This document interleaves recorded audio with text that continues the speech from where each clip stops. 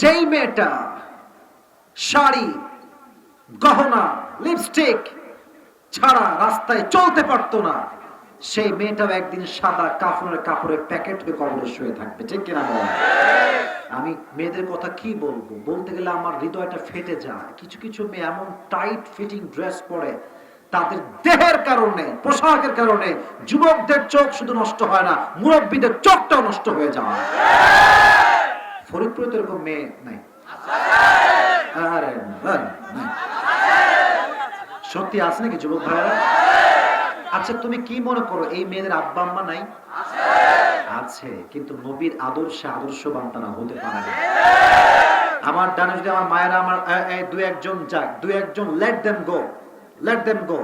যারা আমাকে ভালোবাসে, যারা কোরআনকে ভালোবাসে, তারা কখনো এখান থেকে উঠতে পারবে না। আজকে একটা কথাও ফালতু আমি বলি নাই। কেউ বলতে পারবে না যে আসিফ হুজুর একটা কথা লজিকহীন বলেছে, বলতে পারবে না? আমাকে বলতে পারবেন? সব কথা নিজের এখান থেকে বলছি। দুই একজন লোক যদি উঠে যায়, এটা তাদের ব্যক্তিগত সমস্যা। আমাদের কথা একটা, এতগুলো মানুষ আমরা বসে আছি, একটা লোক আমরা দোয়া না করে বাসায় যাবো না। রাজি আছেন তো ইনশাআল্লাহ? যেই মেয়েগুলো এই যে জিন্সের প্যান্ট পরে, দেখবেন চুল কালার করে, চুল কালার আছে না? আমি কার কথা বলবো আপনি বলেন? আজকালকার 7 এ মেয়েরা প্যান্ট পরে বেড়ায়, 7 এ পড়ে, 7 এ। আপনি কোথায় আছেন? আপনি 7 এর মেয়েরা 8 এর মেয়েরা টিকটক করছে, ধুমাইয়া টিকটক করে বেড়াচ্ছে। যখন বোরকা পরে, হিজাব পরে, এই কই যায়? কে বাদ দেবে? বসো, একজন উঠবেন না। আমি বলি, আমার দায়িত্ব 1 ঘন্টা, কমিটির সঙ্গে কমিটমেন্ট আছে, ওকে বলেন আপনি, কমিটমেন্ট দেওয়া আছে যে 1 ঘন্টার বেশি ওয়াজ করব না। কিন্তু যেহেতু ভালোবাসা পেয়েছি, আমি চাচ্ছি আমার কথা যতক্ষণ পর্যন্ত যায় ততক্ষণে বলবো, টাইমের কোনো হিসাব আজকে আমি করবো না। আর যদি আপনার 2-1 জন উঠে যান, আমি কিন্তু আমার হিসাব বরাবর করে ফেলবো। উঠবেন নাকি আপনাকে যুবক ভাইয়া? তো বলছিলাম, যেই মেয়ে রাস্তাঘাটে হাঁটে বোরকা পরে, হিজাব পরে, এত ভদ্র, দেখলে মনে হবে ইয়ার ये तो अभी के अभी जन्नत से भाग कर आई है। আর বিশেষ করে তোমরা যারা বিয়ে শাদী করো নাই, খুবই সাবধান। একটা পার্লার নামে জায়গা আছে, এমন মেকআপ মারবে তোমার মনে হবে যে এর ছাড়া আমি কাউরে আর বিয়ে করবো না। আর আমার বোনেরা যারা শুনছেন, মেহেরবানি করে এটাকে আমি চিটিং ছাড়া কিচ্ছু বলবো না, এটা স্পষ্ট চিটিং। তাই বোনেরা, ওই যে আগে বলেছিলাম একটা কথা, ইয়ে দিন দিন নেহি হে और भी दिन বাকি है। আপনি বিয়ের আগে দেখাবেন আপনি বিশাল ফর্সা, কি মুখে কি পানি মারতে কখনই হবে না। একদিন তো মুখ ধোয়া লাগবে আপনার। যদি মুখ ধুয়ে আপনার কালো চেহারা বের হয়ে যায়, আপনার স্বামীর ভালোবাসা যদি কমে যাবে। শো ইওর রিয়েল ফেস, যা আছে তাই দেখান। যে আপনাকে বাস্তব দেখে বিয়ে করবে, সে আগেও ভালোবাসবে যেমন, পরেও ভালোবাসবে তেমন। ওই থেকে এই সিস্টেম পাইছে। আর বিয়ের আগে ছবি দেয়, এমন ফিল্টার মারে, বোঝায় যারা যে আসলে কালো ফর্সা না শ্যাম, বোঝায় যায় না। যুবক ভাইরা, কথা একটা, কবর হচ্ছে এমন একটা জায়গা, যেই মেয়ে পর্দাহীন হয়ে মারা যাবে, তার কবরে এমন কিছু পোকামাকড় তাকে আযাব দেওয়ার জন্য রাখা হবে, তাদের এক একটা কামড়ে মেয়েদের দেহের চামড়া, গোশতগুলো খসে খসে পড়ে যায়। বলেন নাউযুবিল্লাহ। এটা হচ্ছে সেই কবর। কবরে গেলে কি হবে? কবরে গেলে নেতার পরিচয় অনেক বেশি কাজে দিবে। বলেন না কেন? হ্যাঁ না না? অনেকে আবার বলে যে আমার পীর সাহেব আমাকে বাঁচাবে। কবরে কি কোনো পীর সাহেব পরিচয় চলে? আরে বাপ তার ছেলেকে চিনবে না, ছেলে তার মাকে চিনবে না, মা তার ছেলেকে চিনবে না, কোথাকার পীর সাহেব? ভণ্ডামি, বাটপাড়ি ছাড়া কিচ্ছু হতে পারে না। তবে আমাদের দেশের সব পীর কিন্তু ভণ্ড নয়। তবে মাঝে মাঝে আমি একটা কথা বলি, আমাদের দেশে যেই পরিমাণ বাবা আছে, তালা বাবা, ন্যাংটা বাবা, খাজা বাবা, যেই পরিমাণ দেশে বাবা আছে, অন্য দেশে সেই পরিমাণ জনগণ হারি কেন্দ্রে খুঁজে পাওয়া যাবে। জায়গায় জায়গায় বাবা। এই যে মেয়েরা সবচেয়ে বোকা, একখান মাজার হইলে বাবা। আজীব কথা, আমি নিজে দেখেছি মেয়েরা মাজারে গিয়ে ছেলে চায়। মেয়ে চায়। এই ভাই, ছেলে দেওয়ার মালিক কে? মেয়ে দেওয়ার মালিক কে? ইয়াহাবু লিমান ইয়াশাউ ইনাসা ওয়া ইয়াহাবু লিমান ইয়াশাউ যুকুর। সবাই কিন্তু বোঝে যে আল্লাহই সবকিছু দেয়, তো মাজারে গিয়ে চায় কেন? আচ্ছা, সিলেটের শাহজালাল মাজার নাম শুনছেন? জান বা না জান, নাম তো শুনছেন নাকি? একটা কথা বুঝবেন, আপনি তো গেছেন, মাশাআল্লাহ, আমার প্রমাণ ডানে আছে, সমস্যা, আমি এক্সাম্পল দিচ্ছি। এটা হচ্ছে, এই দেখেন, এইদিকে লুক এট মাই হ্যান্ড, এটা হচ্ছে মাজার। এটা হচ্ছে মাজারের এন্ট্রি গেট, প্রবেশ পথ। খেয়াল করেছেন কিনা জানি না, বাট আমি খেয়াল করেছি। This is my personal point of view. I don't know whether you will go to agree or not. জানি না একমত হবে কিনা, বাট আশা করছি একমত হতে হবে। দেখবেন গেটে কয়েকটা ফকির থাকে, হাতে কি থাকে? আর আগে কথা বলে, হাতে কি থাকে? বাবা দেন কিছু। আরে ভাই, এখানে মেসেজ আছে। বাবা যদি কিছু দিতেই পারতো, ফকির সবার আগে বড়লোক হয়ে যেত। কারণ তুমি গেছো বছরে একবার টুরিস্ট হিসেবে, জামা ব্যাক করবা, জামা আবার ফরিদপুরে বাসে উঠবা। মিয়া, ফকির তো তারা সারা জীবন মাজারেই কাটাইছে। তো বাবা যদি কাউকে কিছু দিতে হয়, বলে বাবা ফকির, তুই তো আমার ভালোবাসার মানুষ, তুই আমার আপন মানুষ, তুই নে সব।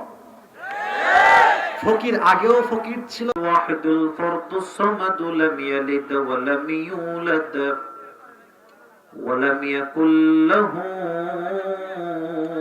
কুফুয়ান আহাদ। ওয়া নাশহাদু আন্না সাইয়্যিদানা, ভাইজান, এই যে ভাইজান, এটা করা যাবে না, ইশারায় কাজ করতে হবে, ইশারায়, ইশারায়।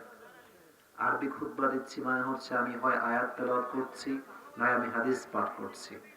এর মাঝে আপনারা যদি কোনো বিশৃঙ্খলা করেন, এটা খুবই খারাপ দেখায়, আমার মনোযোগ নষ্ট করে। মেহেরবানি করে keep quiet and keep silent, আর আওয়াজ করেন না। অনেক কষ্ট করে জাস্ট গাড়ি থেকে নেমে স্টেজে উঠে গেছে, প্রায় 8-9 ঘন্টার জার্নি। জীবনের অবস্থা খুবই খারাপ। যদি আপনারা এরকম বিশৃঙ্খলা করেন তো অনেক কষ্ট পাবো ভাই। ফরিদপুরে এই বছরে এই প্রথম প্রোগ্রাম করতে আসছি। গত বছর কোথায় আসলাম? হয়তো ভাঙ্গাতে একবার গিয়েছিলাম, আর কখনো আসি নাই। তো আমার যদি কোনো ব্যাড এক্সপিরিয়েন্স না হয়ে যায় যে ফরিদপুরের মানুষ বিশৃঙ্খলা করে আর জীবনে আসবো না, এরকম যেন না হয়। অনেক বক্তা অনেক জেলায় যায়, পরিবেশ খারাপ দেখে আর কখনো ওদিকে যায় না। আমি চাই ফরিদপুর, বাগেরহাট, এদিকে যেই জায়গাগুলো আছে, এটা আমার প্রিয় জায়গা, কারণ আমি বাগেরহাটে জন্মগ্রহণ করেছি। এই জায়গাগুলো আমার কাছে খুব ভালো লাগে, এই জন্য আমি এসেছি। মেহেরবানি করে কোনো বিশৃঙ্খলা করবেন না। যদি কথা বলতে হয় ইশারায়, বসালেও ইশারায়, কোনো শব্দ করবেন না। আমার কথাগুলো মনোযোগ দিয়ে শুনবেন। ونشهد أن سيدنا ونبينا وحبيبنا وحبيب ربنا وطبيبنا وطبيب أرواحنا محمدا عبد الله ورسوله أرسله بالحق بشيرا ونذيرا وداعيا إلى الله بإذنه وسراجا وقمرا منيرا. أما بعد فأعوذ بالله من الشيطان الرجيم. بسم الله الرحمن الرحيم. كل نفس ذائقة الموت ثم إلينا ترجعون. وقال تعالى في كلامه المجيد قل إن الموت الذي تفرون منه فإنه ملاقيكم. وقال تعالى في كلامه المجيد لكل أمة أجل إذا جاء أجلهم فلا يستأخرون ساعة ولا يستقدمون. وقال رسول الله صلى الله عليه وسلم تركت فيكم أمرين لن تضلوا ما تمسكتم بهما كتاب الله وسنة رسوله إن الله وملائكته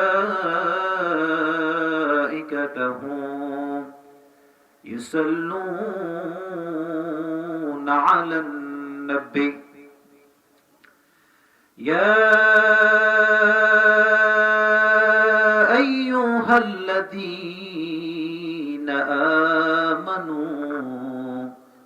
সাল্লু আলাইহি ওয়া সাল্লিমু তাসলিমা اللهم صل على محمد وعلى آل محمد كما صليت على إبراهيم وعلى آل إبراهيم إنك حميد مجيد ভাইজান সাউন্ড আগে যেটা ছিল একটু আগে জাস্ট 30 সেকেন্ড আগে দ্যাট ওয়াজ পারফেক্ট ওটাই রাখেন একটু আগে যেটা ছিল 20 সেকেন্ড আগে ওইটা ঠিকঠাক ছিল আপনাদের পোস্টার কোথায় ভাইজান পোস্টার একটু দিলে ভালো হয় হ্যাঁ একটা হাতে দিলেই হবে সমস্যা নেই জি শুকরিয়া হয়েছে পাইছে একটা সমস্যা নেই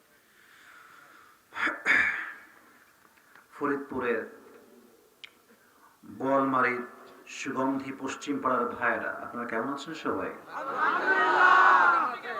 আলহামদুলিল্লাহ আলহামদুলিল্লাহ শুকরিয়া ভালোবাসা আবেগ উচ্ছ্বাস দেখলে যত কষ্ট থাকে না এটা এমনিতে দূর হয়ে যায় এই যে প্রায় 4 মাস ধরে জার্নি শুরু করেছি কত রকম যে কষ্ট ঝামেলা ফেস করে আসছি কোনো ধারণা আপনাদের নাই আমি যেদিন অ্যাক্সিডেন্ট করেছি আপনারা হয়তো অনেকে জানেন যে আমি অ্যাক্সিডেন্ট করেছিলাম রিসেন্টলি এই অ্যাক্সিডেন্ট কেউ করলে ও 1 মাস গাড়িতে উঠতেই ভয় পাবে আমি আপনাকে to be honest with you বলছি একজন যদি এই অ্যাক্সিডেন্ট সচক্ষে দেখে তার কমপক্ষে 2 উইকস তার রেস্ট লাগবে মানসিক শান্তি লাগবে আমি যেই দিন অ্যাক্সিডেন্ট করেছি তারপরের দিন থেকে আমার একদম মাহফিল বন্ধ নেই প্রত্যেক দিন মাহফিল করছি রেসপন্সিবিলিটি দায়িত্ব আমি যদি একটা প্রোগ্রাম ক্যান্সেল করে দেই একজনের স্বপ্ন ভাঙবে না এলাকার পুরো মানুষদের স্বপ্ন ভেঙে যাবে ঠিক না বলেন এই আকাশ সমান বোঝা মাথায় নিয়ে প্রত্যেক দিন চলছে গাড়ি একদম গাড়ি কিচ্ছু নাই কিন্তু খালি সিট আছে আর সামনে ইঞ্জিনটা আছে বাদ বাকি গ্লাস বলেন গেট বলেন উপরের ছাদ বলেন সবকিছু ভেঙে চুরে চূর্ণ বিচূর্ণ হয়ে গিয়েছে তো আল্লাহ তাআলা আমাকে ঠিক রেখেছে এন্ড মোস্ট সারপ্রাইজিং ব্যাপারটা হচ্ছে যে আমি সেই দিন সিট বেল্টও বাঁধি নাই আমি পুরোটাই এমনি বসে আছি গাড়ি 3 বার উল্টেছে বাট আমি যেমন ছিলাম উল্টানোর পরেও আমি তেমনই ছিলাম আমি এই 7 দিন খালি হিসাব মিলাচ্ছি আর মেরে সাথে क्या हो गया मुझे पता भी नहीं चला আমি জানি না কি হইল এটা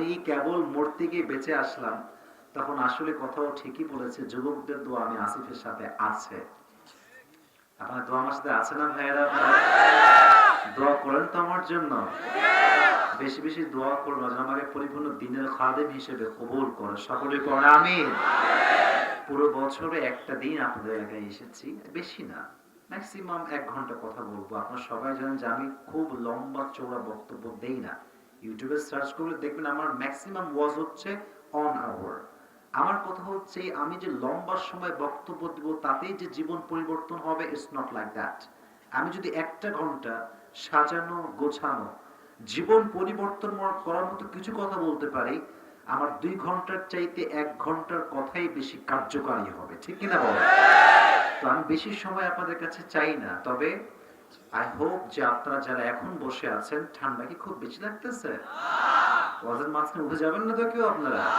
আল্লাহ যেন আমাদের সবাইকে দোয়া পর্যন্ত থাকার তৌফিক দান করে পড়া আমিন সুগন্ধি পশ্চিম পাড়া বাইতুল নূর জামিয়া মসজিদ ও যুব সমাজের উদ্যোগে আয়োজিত আজকের প্রোগ্রামে বিশেষ বক্তা হিসেবে কথা বলেছেন প্রিয় ভাই মুফতি শফিকুল ইসলাম ফরিদপুরি মুহতামিম রাজাপুর জান্নাতুল উলুম মাদ্রাসা ভাইজান দীর্ঘ লম্বা সময় লেকচার দিয়েছেন আমার আসার কথা প্রায় 11টার সময় সেখানে আরো 15 মিনিটের মতো লেট হয়ে গিয়েছে তো ভাইজান অনেক লম্বা বক্তব্য দিয়েছে কষ্ট হয়েছে ভাইয়ের জন্য আমি দোয়া করি আল্লাহ ভাইকে নেক হায়াত দান করুন পড়ে আমিন আরো কথা বলেছেন বিশেষ বক্তা হিসেবে মুফতি সাঈদ হাসান নোমানী মুহতামিম মোড়ের হাট মাদ্রাসা আল্লাহ হুজুরকে নেক হায়াত দান করুন পড়ে আমিন প্রধান অতিথি রয়েছেন মোহাম্মদ সুমন রাফি সমাজ সেবক বোয়ালমারী ভাইজান কি আসছে কই ভাইজান কোথায় মাশাআল্লাহ ভালো আছেন মাশাআল্লাহ আপনি আমার পাশেই আছেন খুশি হলাম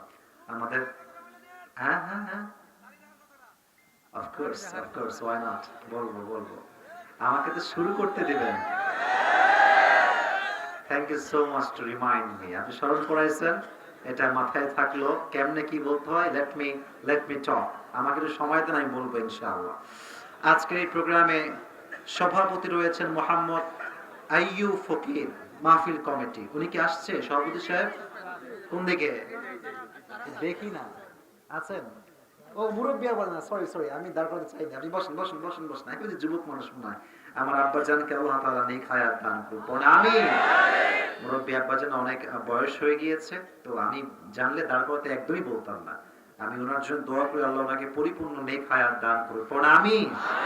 আজকের এই প্রোগ্রামে আর দুইজন নাম আমি পড়বো, তারপর শেষ করছি। আমাদের প্রোগ্রামে মাহফিল পরিচালনা রয়েছেন মোহাম্মদ আব্দুল ওয়াদুদ মোল্লা, ইমাম ও খতিব অত্র জামিয়া মসজিদ, অত্র মসজিদ। হুজুর কোথায়? আসসালামু আলাইকুম। হুজুর ভালো আছেন? হুজুর বসেন, হুজুর বসেন বসেন বসেন বসেন বসেন বসেন। দাঁড়াবেন না, বসবেন। আপনি তো আমার দাদার সমতুল্য, মুরব্বী সমতুল্য, ওস্তাদ সমতুল্য। আমার প্রিয় হুজুরকে আল্লাহ তাআলা নেক হায়াত দান করুন। পড়া আমিন। ইমামতি করতে করতে বয়সের শেষ প্রান্তে চলে আসছে। আল্লাহু আকবার। দিনের জন্য কি স্যাক্রিফাইস। বিশেষ করে আমি দেখেছি গ্রামের যে ইমামরা আছে তাদের মতো কষ্ট কোনো ইমাম করে না। তাদের অনেক দায়িত্ব। আর গ্রামগঞ্জে একটা ঝামেলা কি জানেন? গ্রামগঞ্জের লোকের মাঝে মতভেদের শেষ নাই। একটুতেই ঝামেলা পেকে যায়, একটুতেই ইমাম সাহেবকে ওকে গালি দিয়ে ফেলে। বাট অনেক লোক ইমামকে ভালোবাসে। তা আমি হুজুরের জন্য দোয়া করি আল্লাহ হুজুরকে ইসলামের খাদেম হিসেবে কবুল এবং মঞ্জুর করুন। পড়া আমিন। আজকে এই প্রোগ্রামের সার্বিক তত্ত্বাবধানে রয়েছেন মোহাম্মদ ফিরোজ মোল্লা, মাহফিল কমিটি। উনি কি আসছেন? কোন দিকে আছেন? এই সর্বনাশ, এটা যুবক ছেলে একেবারে। আমার সঙ্গে যে হোয়াটসঅ্যাপে যোগাযোগ করেছে এটা কি আপনি? আচ্ছা আচ্ছা, এই ছেলেটাই সারাদিন মেসেজ দিয়েছে এবং এই যে আসতে একটু লেট হয়ে গেল। 11টার সময় বলেছিলাম, আমার পিএস বলেছিল 11টা বাজবে, 15 মিনিট 20 মিনিট লেট হয়েছে। বাট একটা শব্দ বাজে, একটা শব্দ বলে নাই। এটা কিন্তু একটা মানুষ যে ভদ্র, একটা এলাকা যে ভদ্র, এটা তার সবচেয়ে বড় একটা নমুনা। ঠিক কিনা বলেন যুবক ভাই? তো ফরিদপুরের বোয়ালমারীর সন্তানেরা, যেহেতু আপনাদের সুনাম গোটা বাংলাদেশে আছে, আমরা চাইবো না যে সুনামটা নষ্ট হয়ে যাক। আমরা চেষ্টা করব আজকের এই সুনামটা পরিপূর্ণ ধরে রাখার জন্য। রাজি আছেন তো ইনশাআল্লাহ? আমি শুরুতে সবার জন্য দোয়া করছি, এরপরে আমি আমার আলোচনা শুরু করব। দোয়াটা যখনই করা শেষ হবে সবাই মন খুলে আমিন বলবেন। আমি দোয়া করছি। আমি দোয়া করি যারা এই প্রোগ্রাম কমিটি রয়েছে, বাস্তবায়ন করবার জন্য দিনরাত পরিশ্রম করেছে, আল্লাহ প্রত্যেকটা সদস্যকে, সভাপতি, সেক্রেটারি, ক্যাশিয়ার সাহেব, পরিচালনা যিনি রয়েছেন, সার্বিক তত্ত্বাবধান যিনি রয়েছেন, ইমাম সাহেব সহ সবাইকে আল্লাহ তাআলা অমরের মতো ইসলামের সৈনিক হিসেবে কবুল করুন। এবং যারাই এই মাহফিলকে বাস্তবায়ন করবার জন্য এলাকার থেকে দান করেছেন, সহযোগিতার হাত বাড়িয়েছেন, চাই সেটা কম হোক চাই সেটা বেশি হোক আমি জানি না, যারাই দান করেছে আল্লাহ সকলের দানকে তার সন্তুষ্টির ওয়াসিলা হিসেবে কবুল করুন। এই আমিনে সন্তুষ্ট হতে পারলাম না। এই তো, this is the sound. এই তো, good sound. আবার আরেকবার সবাই পড়েন আমিন। আচ্ছা, আপনাদের এলাকায় কি মা বোনেরা বসার জায়গা আছে? কোন দিকে আছে? এই ডান সাইড আছে? এখানে কি প্রজেক্টর দেওয়া আছে না এমনি শুধু মাইকের সাউন্ড? শুধু মাইকের সাউন্ড যাচ্ছে। আচ্ছা, আপনাদের ফরিদপুরটা কোন বিভাগে পড়ে? ঢাকা। এখান থেকে তো বাগেরহাট মনে হয় খুব বেশি একটা দূরে না, তাই না? 1 ঘন্টা হবে? 135 কিলোমিটার। কিন্তু আচ্ছা, গোপালগঞ্জ 1.5 ঘন্টা লাগে। ও, আমার নানি বাড়ি তো 1 ঘন্টা পরে গেলে যাওয়া যাবে। আচ্ছা, ওই হিসাবটা মিলালাম, নানি বাড়ি যাওয়া যায় কিনা। যাই হোক, রাগ করবেন না আর কি। তো আমার ফরিদপুর এখানকার যে ভাষাটা, ওদিকের ভাষাটা কিছুটা কিন্তু সেম আছে। হ্যাঁ, আচ্ছা, আপনারা কোথায় যাচ্ছ তুমি কেমনে বলেন? কোখানে যাচ্ছ এরকম বলেন না? তাহলে কি বলেন?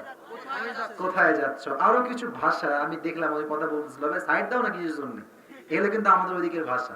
আমাদের ভাষা কিছুটা ম্যাচ আছে, কিছুটা বলতে সম্পূর্ণ না, কিছুটা হলো ম্যাচ আছে। তার মানে ভাষার যার সঙ্গে যার ম্যাচ খায় তার সাথে মনেরও একটা মিল থাকে, ঠিক না? তা আমি কথাটা বলবো আমার একদম হৃদয়ের ভাষার থেকে। আমি আজকে কোনো অহেতুক কথা বলবো না ইনশাআল্লাহ। চেষ্টা করব যেই ওয়াজ করলে জীবনের উদ্দেশ্য বুঝে আসে, পরকালের কথা স্মরণ হয়, এরকম কিছু কথা বলার চেষ্টা করব। রাজি আছেন তো? সকলেই বলেন ইনশাআল্লাহ। তো আমার বোয়ালমারীর, ফরিদপুরের বোয়ালমারীর যুবক ভাইরা কেমন আছেন আপনারা সবাই? মাশাআল্লাহ, আলহামদুলিল্লাহ। এখানে তো বেশিরভাগ মনে হয় যুবকই আসছে আজকে মাহফিলে। মেবি আমি যদি ভুল না করি, মেবি 85 থেকে নিয়ে 90% যুবক ভাইরা আজকে মাহফিলে এসেছে। 10 ভাগ হয়তো মুরব্বী আব্বাজান, পরিজার আব্বাজানরা এসেছেন। মুরব্বীদের জন্য আমার শ্রদ্ধা জানাই, সম্মান জানাই, সালাম জানাই। আল্লাহ প্রত্যেকটা মুরব্বী আব্বাজানকে নেক হায়াত দান করুন। বলো আমিন। তোমরা যারা যুবকেরা এসেছো আজকের এই মাহফিলে, তোমরাই হচ্ছ ইসলামের ভবিষ্যৎ, বাংলাদেশের ভবিষ্যৎ। তোমরা যদি ঠিক হয়ে যাও পুরো দেশটা ঠিক হয়ে যাবে। তোমরা যদি নষ্ট হয়ে যাও পুরো দেশটা, যুবক ভাইরা, নষ্ট হয়ে যাবে। So you must have to correct yourself first. নিজেকে সংশোধন করো আর মেয়েদের পেছনে ঘোরা বন্ধ করে দাও। সময় থাকতে ভালো হয়ে যাও মাসুদ, এটা সময়। আর মাথায় রাখবা, আমি কিছু কথা তোমাদের জন্য বলেই আমার ওয়াজে ফিরে যাচ্ছি। শুধু হেসে হেসে কথা শুনলে জীবন পরিবর্তন হবে না। কথাগুলো এখান দিয়ে শুনতে হবে, ঠিক এখানে রেখে দিয়ে জীবনটাকে পরিবর্তন করতে হবে তোমার। তুমি যদি আজকে পরিবর্তন না হও, তোমার আগামীর ভবিষ্যৎ অন্ধকার হয়ে যাবে। আর অনেক ছেলে পেলে আছে দেখবেন সারাটা জীবন বাপের উপরে কাঁঠাল ভেঙে খায়। ওর মোবাইলে ব্যালেন্স লাগবে বাপের কাছে, ও ঘুরতে যাবে বাপের কাছে, বাইক কিনবে বাপের জমি বিক্রি করে হলেও বাইক কিনবে। এরকম ছেলে পেলে বাংলাদেশে আছে না যুবক ভাইরা? না, এটা করা যাবে না। যা করব আমি নিজে। আব্বাজান আপনি জাস্ট খেয়াল রাখবেন আমি যেন ভালো পড়াশোনা করতে পারি, আর আমার যত স্বপ্ন আছে আমি আমার নিজের হাতে আমার স্বপ্নগুলো পূরণ করবো। ঠিক কিনা বলো? আমার আব্বাজান আমাকে শুধুমাত্র পড়াশোনার খরচ দিয়েছে, আর এখন পুরো ফ্যামিলি আমি চালাতে পারবো, কোনো সমস্যা নাই। আমার যত শখ সব আমি নিজে পূরণ করেছি। বলো বাইক বলো, তোমার মোবাইল ফোন বলো, কার বলো, ঘোড়া বলো, সব আমার টাকায়। এখন বলবো হুজুর আমি খুব বড় লোক না। আমার মেসেজটা হচ্ছে ভাই, আমি যদি আমার টাকাতে আমার নিজের স্বপ্ন পূরণ করতে পারি, আমাকে কারো পা ধরে খাওয়া লাগবে না, কাউকে আমার তেল মারতে হবে না। ঠিক কিনা বলো? ছেলে পেলে মনে করে নেতার পেছনে ঘুরবো, নেতার চামচামি করব, এই সমস্ত ফালতু চিন্তা বাদ দিয়ে দাও। নেতা খুবই চালাক, তোমারে ঠিকই খাটাবে মাঠে ঘাটে, আর নেতার ছেলে কিন্তু বিদেশে আছে। আর তুমি ভাবছো নেতার মরলে তুমি ওই জায়গায় বসবা? না, নেতার ছেলে বিদেশ থেকে আসবে, কয়েক মাস জাস্ট প্রচারণা চলবে, নেতা যাবে, নেতার ছেলে গদিতে বসে যাবে, আর তুমি লাড্ডু খাওয়া সারা জীবন। সারা জীবন তোমার শেষ। আমার কথা মাইন্ড করবেন না please, don't take it negatively. আপনি নেতার পেছনে ঘুরবেন না, আপনি এমন লোক হবেন যার পেছনে মানুষের কাতার লেগে যাবে। ঠিক কিনা বলো? নিজেকে নিজ জায়গায় সুন্দর অবস্থান নিয়ে যান। আর এই যে তোমাদের এখানে অনেক ছেলেপেলে আছো, বন্ধু বান্ধব নিয়ে আসছো, বন্ধু বান্ধব রাখার দোষের কিছু না, বাট বন্ধু যদি হয় বেনামাজি, তার মতো নিকৃষ্ট বন্ধু আর কেউ হতে পারে না। অনেক বন্ধু তোমাকে দেখবা নামাজের কথা জীবনেও বলবেন। আচ্ছা আমার কথা কি বোঝা যায়? আপনারা বললেন না যে বোঝা যায়? যদি আপনার বন্ধু আপনাকে নামাজের দিকে না ডেকে মেয়েদের দিকে ডাকে, ওর সঙ্গে ওই দিনের সম্পর্ক নষ্ট করে ফেলবেন। কারণ বন্ধু এ হচ্ছে সবচেয়ে বড় চোর, এবং একে বলা হয় বুদ্ধিমান চোর। আপনার বন্ধু আপনার ওয়াক্ত খাবে, সময় নষ্ট করবে, আপনি বুঝতেও পারবেন না যে আমার মূল্যবান সময় নষ্ট হয়ে গিয়েছে। ঠিক কিনা বলো যুবক? এই জন্য নিজের পায়ে নিজে দাঁড়াও, মেয়েদের পেছনে ঘোরা বন্ধ করে দাও, বন্ধু ভালো নির্বাচন করো, এবং মাথায় রাখবা ये दिन दिन नहीं है और भी दिन बाकी है। তুমি মনে করবা যে 20 বছর আমার বয়স, this is the time to enjoy the life, এখনই তো এনজয় করবো ম্যান। না না না না, এখন স্ট্রাগল করতে হবে। যার বয়সের 20 থেকে 25 জীবনটা সুন্দর হয়, তার পুরো ক্যারিয়ারটা সুন্দর হয়। আর যে 30 বছর পর্যন্ত এই লালটু পাল্টু প্রেম রিলেশনশিপ ছাকা করতে করতে জীবন তামা করে, ওর পুরো জীবনটা মানুষদের ভিক্ষা করে খাওয়া লাগে। ঠিক না? সো প্লিজ একটু বোঝার চেষ্টা করো আর আল্লাহর দ্বীনের পথে ফিরে আসো। একজন যুবক আমাকে আগে বলছে হুজুর দাড়ির কথা বইলেন। আচ্ছা আমাকে কে বলছে? তোমার নাম কি? সাকিব হাসান। তোমার দাড়ি রাখছো তুমি? মাশাআল্লাহ মাশাআল্লাহ, অনেক সুন্দর লাগতেছে। তারা দেখলে সিংহ পুরুষ লাগছে, ঠিক কিনা বলো? বসে পড়ো, সিট ডাউন। এই তো। আচ্ছা, আমার মুখে কি দাড়ি নাই? খারাপ লাগতেছে? আমি শুধু সুন্দর বললে হবে না, আমাকে বলতে হবে এইটা, যেই দাড়ি রাখবে সে নবীর আদর্শে আদর্শবান, আর যে নবীর আদর্শে আদর্শবান হয় সে কখনোই অসুন্দর হতে পারে না। এখন now the question is, many girls they dislike the beard, তার দাড়িকে পছন্দ করে না। কারা? বেশিরভাগ আলগা মডার্ন মেয়েরা। একটা টিপস শিখাই দেই, যদি তোমাকে কোনো মেয়ে বলে যায় I don't like you, I dislike you, why? Because you have a beard, তোমার দাড়ি আছে, এটা আমার ভালো লাগে না। বলবা ঠিক আছে তাই? ও আচ্ছা, তাহলে একটু থামেন। আপনার জন্য কোন বীর পুরুষের দরকার নেই, আপনি বিটিএস কোরিয়ান থেকে হিজরা নিয়ে এসে আপনার সাথে বিয়ে করবেন, ওইটাই বেস্ট অপশন, ওইটাই বেস্ট অপশন।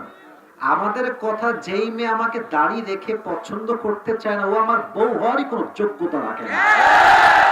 আর যে আমাকে নবীর সুন্নত দেখে ভালোবাসবে, পছন্দ করবে, তারা আমি চোখ বন্ধ করে বিয়ে করবো, ঠিক কিনা বলো?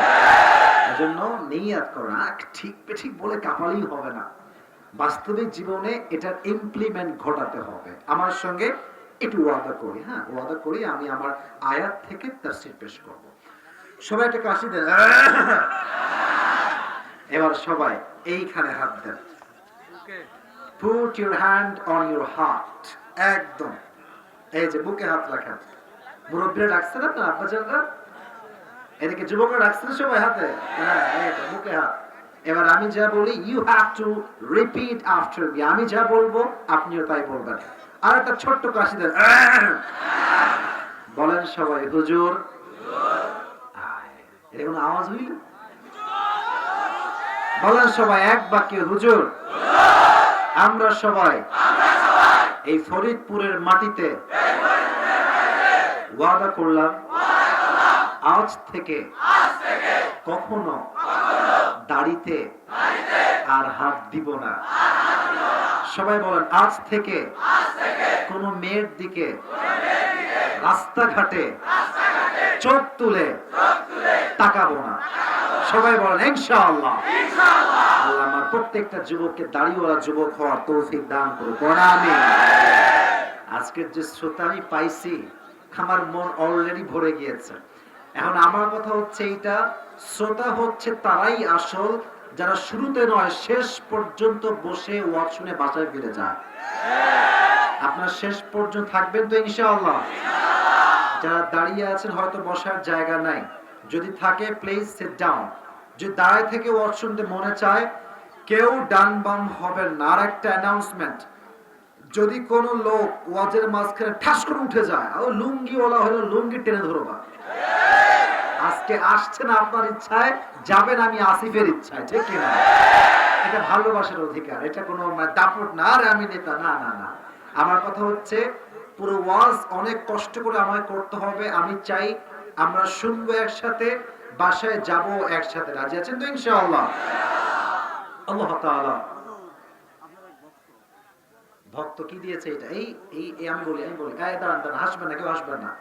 এই ফুল দেওয়া, আই লাভ ইউ বলা, that's fine, I appreciate that, but এগুলো সোশ্যাল মিডিয়াতে গেলে মানুষের একটা বিরূপ প্রতিক্রিয়া পড়ায়, মানুষ ভুল বোঝে।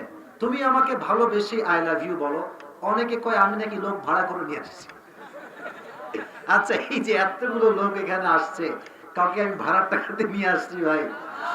মানুষ যখন হিংসুক হয় না, হিংসুক, তখন তার মাথায় কাজ করে না কেমনে দোষ ধরা যায়। আমি যখন নন ফেমাস ছিলাম তখন আজহারি পুরো দেশে একদম টপ ফেমাস ছিল, তখন আমার কোনো অস্তিত্বই ছিল না। তো আমি দেখতাম যে কি রে বাপ রে বাপ, ইয়ার ইতনে লোক কাহাঁ সে আয়া হ্যায়, মাথায় কাজ করতো না। তো পরে দেখলাম কিছু পীরের মুরিদরা বলতেছে যে আজহারি সাহেব নাকি লোকদেরকে বাস ভাড়া করে নিয়ে আসে। তো আমি ভাবতাম যে এটা কি আসলেই সত্যি নাকি রে। এখন বুঝি এর চাইতে ভুয়া বাটপারি ভণ্ড মার্কে কথা আর কিচ্ছু হইতে পারে না। এত মন্ত্রীরা করবে, দলের লোকরা করবে, বিরিয়ানি খাওয়াও, মাইয়াদেরকে শাড়ি দাও, ছেলেদেরকে প্যান্ট দাও, লুঙ্গি দাও, কত কিছু দাও, তাও লোক আসে না। আর আমাদের মাহফিলে কিচ্ছু লাগে না, একটা নাম শুনলে মানুষ চলে আসে, ঠিক কিনা বলেন? এটা আমাদের কোনো পাওয়ার নয়, এটা হচ্ছে আল্লাহর কোরআনের পাওয়ার, ঠিক কিনা বলেন? তো তোমাদের ভালোবাসাকে আমি অ্যাপ্রিশিয়েট করি। তোমার হয়তোবা তুমি কোনো কিছু আমাকে লিখেছো, I love it, I really appreciate this, but সবকিছু সব জায়গায় পড়া যায় না। তোমার জন্য জাস্ট এই পড়লাম, এবং মিডিয়ার ভাইরা এটাকে রেকর্ড দিবেন এবং বলে দিবেন যেন নেক্সটে কেউ কখনো আমাকে এভাবে সরাসরি না দেয়, যদি দিতে হয় ওয়াজের পরে দিতে হবে। আল্লাহ আমাদের সবাইকে বোঝার তৌফিক দান করুন, সকলেই মন খুলে পড়া আমিন। এটা এখানে রাখেন, পড়বেন না আপনারা কেউ, আমি লাস্টে গিয়ে পড়লে যদি সময় পাই পড়বো ইনশাআল্লাহ। আচ্ছা ঠিক আছে, যাই হোক হয়ে গেছে, তাকবীর দিয়ে মাইন্ড ফ্রেশ করুন, আমি আমার মূল ওয়াজে ফিরতে যাচ্ছি। তাকবীর দিবেন, গলা ঠিক আছে সবার? ওকে, আরেকবার কাশতেন। এই যে আমি হাতটা দেখতে চাই সবাই, এভরিওয়ান, এই যে ভাবে রেজ ইউর হ্যান্ড, একদম গলা খাকিয়ে বাঘের বাচ্চার মতো গর্জন দিবেন, লিল্লাহি তাকবীর, তাকবীর, আল্লাহু আকবার, আল কোরআনের আলো ঘরে ঘরে জ্বালো, সংসদে জ্বালো, ঘরে আলো, আল কোরআনের আলো ঘরে ঘরে জ্বালো, সংসদে জ্বালো, কোরআনের আলো, তাকবীর। মাশাআল্লাহ ভাই, থ্যাংক ইউ সো মাচ। আমার তো গলায় জোর নেই, আপনি আজকে বাঘের বাচ্চার পরিচয় দিয়েছেন, ঠিক কিনা বলেন? আপনার সাউন্ড খুব পছন্দ হয়েছে। আজকে ফরিদপুরের এই বলমারি, তাই না? আজকে আমরা এই পবিত্র জমিনে কোরআন থেকে কিছু কথা বলবো, হাদিস থেকে কিছু কথা বলবো। আজকে আমাদের আলোচনার সেন্ট্রাল থিম বা সাবজেক্ট ম্যাটার, মূল আলোচ্য বিষয় হচ্ছে মৃত্যু এবং কবরের জীবন। আমাকে বলবেন, মৃত্যু এবং কবরের জীবন। মৃত্যু এটা হচ্ছে পৃথিবীর সবচেয়ে চিরসত্য কথা। পৃথিবীতে এমন কোন নাস্তিক জন্মগ্রহণ করে নাই যে বলবে যে আমি মৃত্যুকে বিশ্বাস করি না। প্রত্যেকটা মানুষ, চাই সে আস্তিক হোক কিংবা নাস্তিক হোক, মৃত্যু যে একদিন বরণ করতেই হবে, এটা আমরা সবাই বিশ্বাস করি কি করি না? কুল্লু নাফসিন যায়িকাতুল মাউত। Allah says in this ayah, everyone has to take the test of death. প্রতিটা মানুষকে আল্লাহ তাআলা মৃত্যুর স্বাদ গ্রহণ করাবেন। আচ্ছা, কেউ যদি বলমারির মাটি থেকে বলে যে আমি মৃত্যু বরণ করব না, আমি পালিয়ে যাব, এটা কি আদৌ কখনো সম্ভব হতে পারে? কেউ কি কখনো আজ অব্দি মৃত্যু থেকে পালাইতে পারছে? যুবক ভাইরা বলো বলো বলো বলো। কুল ইন্নাল মাউতাল্লাযী তাফিরুনা মিনহু ফাইন্নাহু মুলাকীকুম। সূরাতুল জুমআহ 28 নম্বর পারা 13 নম্বর পৃষ্ঠা আল্লাহ তাআলা বলছেন, ও নবী, আপনি বলে দেন আপনার উম্মত কি মৃত্যু থেকে পালাতে চায়? সত্য কথা হচ্ছে they will never ever able to be escape from the death. তারা কখনোই পৃথিবীর সমস্ত শক্তিকে এক করলেও মৃত্যু থেকে পালাতে পারবে না, ঠিক কিনা বলেন যুবক ভাই? আচ্ছা, আমি কি বুড়া না যুবক? বলেন তো, মৃত্যুর জন্য কোন নির্ধারিত সময় কি দুনিয়াতে আছে? দেখবেন সিরিয়াল আশা, দ্যাটস ওকে, ঠিকঠাক আছে। আগে আসবে দাদা, তারপরে আসবে বাবা, তারপরে ছেলে, তারপরে নাতি। বাট যাওয়ার কিন্তু কোন সিরিয়াল নাই। দাদার আগে নাতিও কিন্তু মরতে পারে, পারে কি পারে না? এই জন্য কোরআনে আল্লাহ তাআলা বলছেন, লিকুল্লি উম্মাতিন আজাল ইযা জাআ আজালুহুম ফালা ইস্তাখিরুনা সাআ ওয়ালা ইস্তাকদিমুন। প্রত্যেকটা মানুষের জন্য আল্লাহ তাআলা মৃত্যুর জন্য একটা স্পেসিফিক টাইম দিয়েছেন, নির্ধারিত সময়। যখন তার সেই সময়টা চলে আসবে, এক মুহূর্ত আগেও হবে না, এক মুহূর্ত পরেও হবে না। এবার আসেন, মৃত্যুকে আল্লাহ তাআলা দুটি ভাগ করেছে। ফরিদপুরের ভাইরা কয় ভাগ? দুই একজন খুব চালাকি করে উঠে গেছে। যেহেতু ভূমিকায় ছিলাম, আয়াত পড়ছিলাম, তাই কোনো কাউন্টার দেইনি। আমি কিন্তু ভালো ভালো রাগলে কিন্তু মাথা ঠিক থাকে না। মেহেরবানি করে রাগ উঠাবেন না। কেন? উঠে যাওয়া আমার সঙ্গে বেয়াদবি নয়, এটা স্পষ্ট কোরআনের সঙ্গে বেয়াদবি হবে। এখন যারা বসে আছেন এই সাহসটা করবেন না। যদি উঠেন আপনি, আমি কিন্তু আপনাকে বসাবো, এটা আমার দায়িত্ব। আমাকে 1 ঘন্টা নিম্ন করে হলো আমাকে মূল ওয়াজটা করতে হবেই হবে। রাজি আছেন তো ইনশাআল্লাহ? তাহলে এবার বলেন, মৃত্যু কয় প্রকার? আঙ্গুল দেখে বলেন কয় প্রকার? দুই প্রকার। Number 1, the death of people those who perform the salah, এক হচ্ছে নামাজি বান্দার মরণ। And number 2 is the death of people those who do not perform the salah, দুই নাম্বার হচ্ছে সেই মানুষের মৃত্যু যে নামাজ পড়ে না। বেনামাজি যুবক মুরব্বী বাংলাদেশে নাই? বুঝে থাকলে বলেন নাই। শুধু কি আছে? শুধু ফজরের সময় দেখবেন পুরো মসজিদে ইমাম, মুয়াজ্জিন, খাদেম আর হাতে গোনা কয়েকজন মুরব্বী থাকে, বাকি কাউকে হারি কিন্তু খুঁজে পাওয়া যায় না। ঠিক কিনা বলেন? দেখেন নামাজি হলে মরণটা কেমন হবে, বেনামাজি হলে মরণটা কেমন হবে। 5 ওয়াক্ত নামাজ পড়েছি আল্লাহর রহমতে, অহংকারের কিছু নাই, শো অফের কোনো প্রয়োজন নেই। যারা আল্লাহর রহমতে 5 ওয়াক্ত নামাজ পড়েছি, যেদিন তাদের মৃত্যুর সময় হয়ে যাবে, মালাকুল মউত চোখের সামনে আসবে, তার চেহারা কেমন হবে আমি হাদিস থেকে বলছি। তার চেহারা একজন ধবধবে যুবকের বেশে সে আপনার সামনে আসবে। তার জুব্বা থাকবে সাদা, তার চেহারায় এত নূর থাকবে, নামাজি বান্দা তার চেহারা দেখেই তার চেহারা একটা মুচকি হাসি বের হয়ে যাবে। সে দেখবে তাকে, মালাকুল মউত চোখের সামনে চলে এসেছে আমার, I have to go back, যেতে হবে রবের কাছে। তো মালাকুল মউতের চেহারায় থাকবে হাসি, কোন প্রকার কোন রুড বিহেভ হবে না, কোন বাজে ব্যবহার হবে না। আপনি শুয়ে আছেন, মালাকুল মউত বলবে ইয়া আইয়াতুহান নাফসুল মুতমাইন্না উখরুজি ইলা মাগফিরাতিল্লাহি ওয়া রিজওয়ানি। মালাকুল মউত বলবে এই নামাজি বান্দার রূহ বের হয়ে আসো, কোনো টেনশন নাই, কোনো চিন্তা নাই, ইলা মাগফিরাতিল্লাহি ওয়া রিজওয়ানি, আল্লাহর ক্ষমা এবং তার জান্নাত, তার সন্তুষ্টি থেকে তুমি বের হয়ে আসো। সুবহানাল্লাহ পড়বেন না আপনারা সবাই?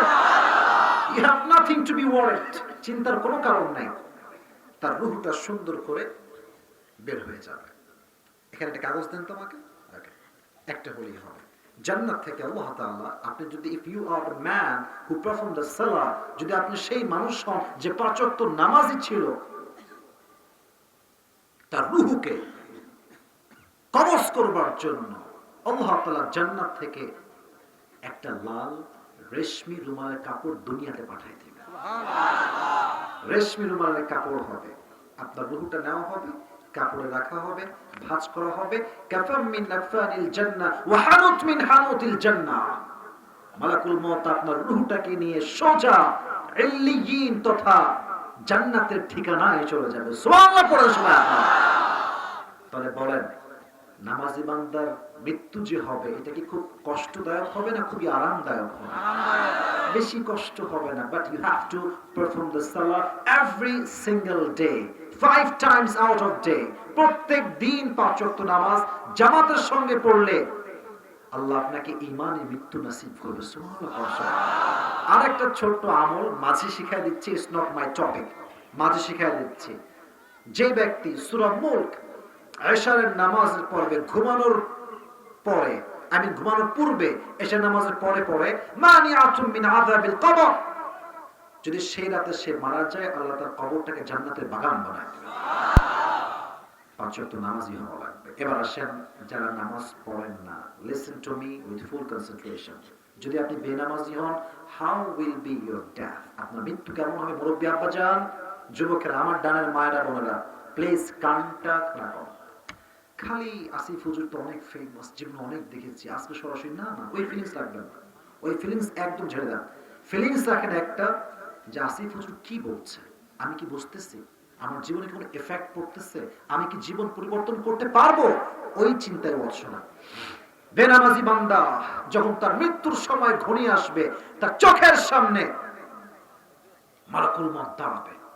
আমার চোখে চোখ রাখেন, তার যে পাটা আছে, পা থাকবে জমিনে, আর এই যে হেড আকাশ লম্বা দেহ, যখন সে তাকাবে তার ভয়ঙ্কর রূপ কেমন হবে? নীলাভ বর্ণের দেহ হবে, তার দেহের পোশাক হবে নীল, চেহারা হবে নীলাভ বর্ণের দেহ। তার চেহারা ভয়ঙ্কর রূপ দেখে বেনামাজি যুবক, মুরব্বী, মহিলা, মেয়ে থরথর থরথর করে কাঁপবে, থরথর করে কাঁপবে। আর তার মাঝে মাঝে দেখবেন মেডিকেলে মানুষ মারা যায়, বুঝবেন কথাগুলো, তার এই দেখবেন ডান পাশ দিয়ে কিছু সাদা সাদা থুতুর মতো ফেনা বের হয়। কখনো দেখেছেন এটা আপনারা? এটা কেন বের হয় জানেন? ওই ভয়ঙ্কর রূপটা সে সহ্য করতে পারে না, ওই রূপটা দেখে চিৎকার দেয়, বা তার চিৎকারটা কেউ শুনতে পায় না, সে বোবার মতো হয়ে যায়।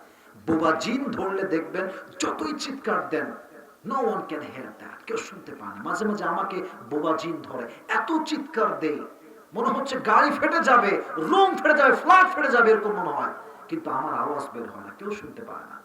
যখন রুহ বের করার জন্য মালাকুল মউত দাঁড়াবে, বেনামাজি চিৎকার দিবে, কেউ শুনতে পাবে না, কারো কানে আওয়াজ যাবে না। এবার তার রুহটা বের করার জন্য মালাকুল মউত বলবে, ইয়া আইয়াতুহান নাফসুল খাবিথা উখরুজি ইলা গাদাবিল্লাহ, এই বেনামাজি বের হয়ে আয়, আল্লাহর জাহান্নাম তোর অপেক্ষা করছে। কিন্তু তার রুহটা নামাজি বান্দার মতো সহজে বের হবে না, আটকে যাবে, থেমে যাবে, বের হতে চাইবে না, একবার ডানে বামে একবার পেছনে খালি পালাতে চাইবে। হায় হায় হায় হায়। মালাকুল মউত তখন হাদিসে আসছে তার হাতের থাবা তার রুহের দিকে বাড়াবে।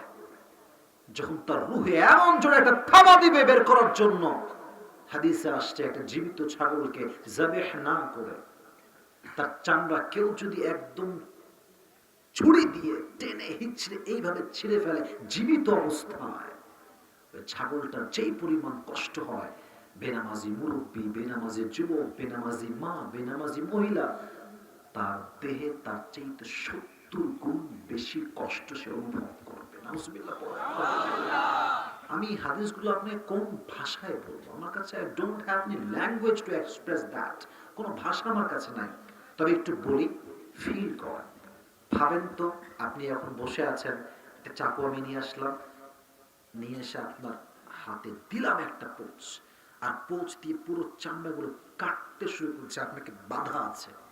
ভাবেন যে কি ফিল হবে আপনার, শুধু একটু ভাবেন। আপনাকে আমি কিচ্ছু করবো না, আপনি শুধু ভাবেন যে আপনাকে বেঁধে রাখা আছে, জিহ্বায় ব্ল্যাক টিপ দেওয়া আছে, চোখ বাঁধা আছে, আপনার হাতের চামড়াগুলো আমি কাটতেছি নিজের ইচ্ছা মতো। কেমন লাগবে একটু ফিল করেন।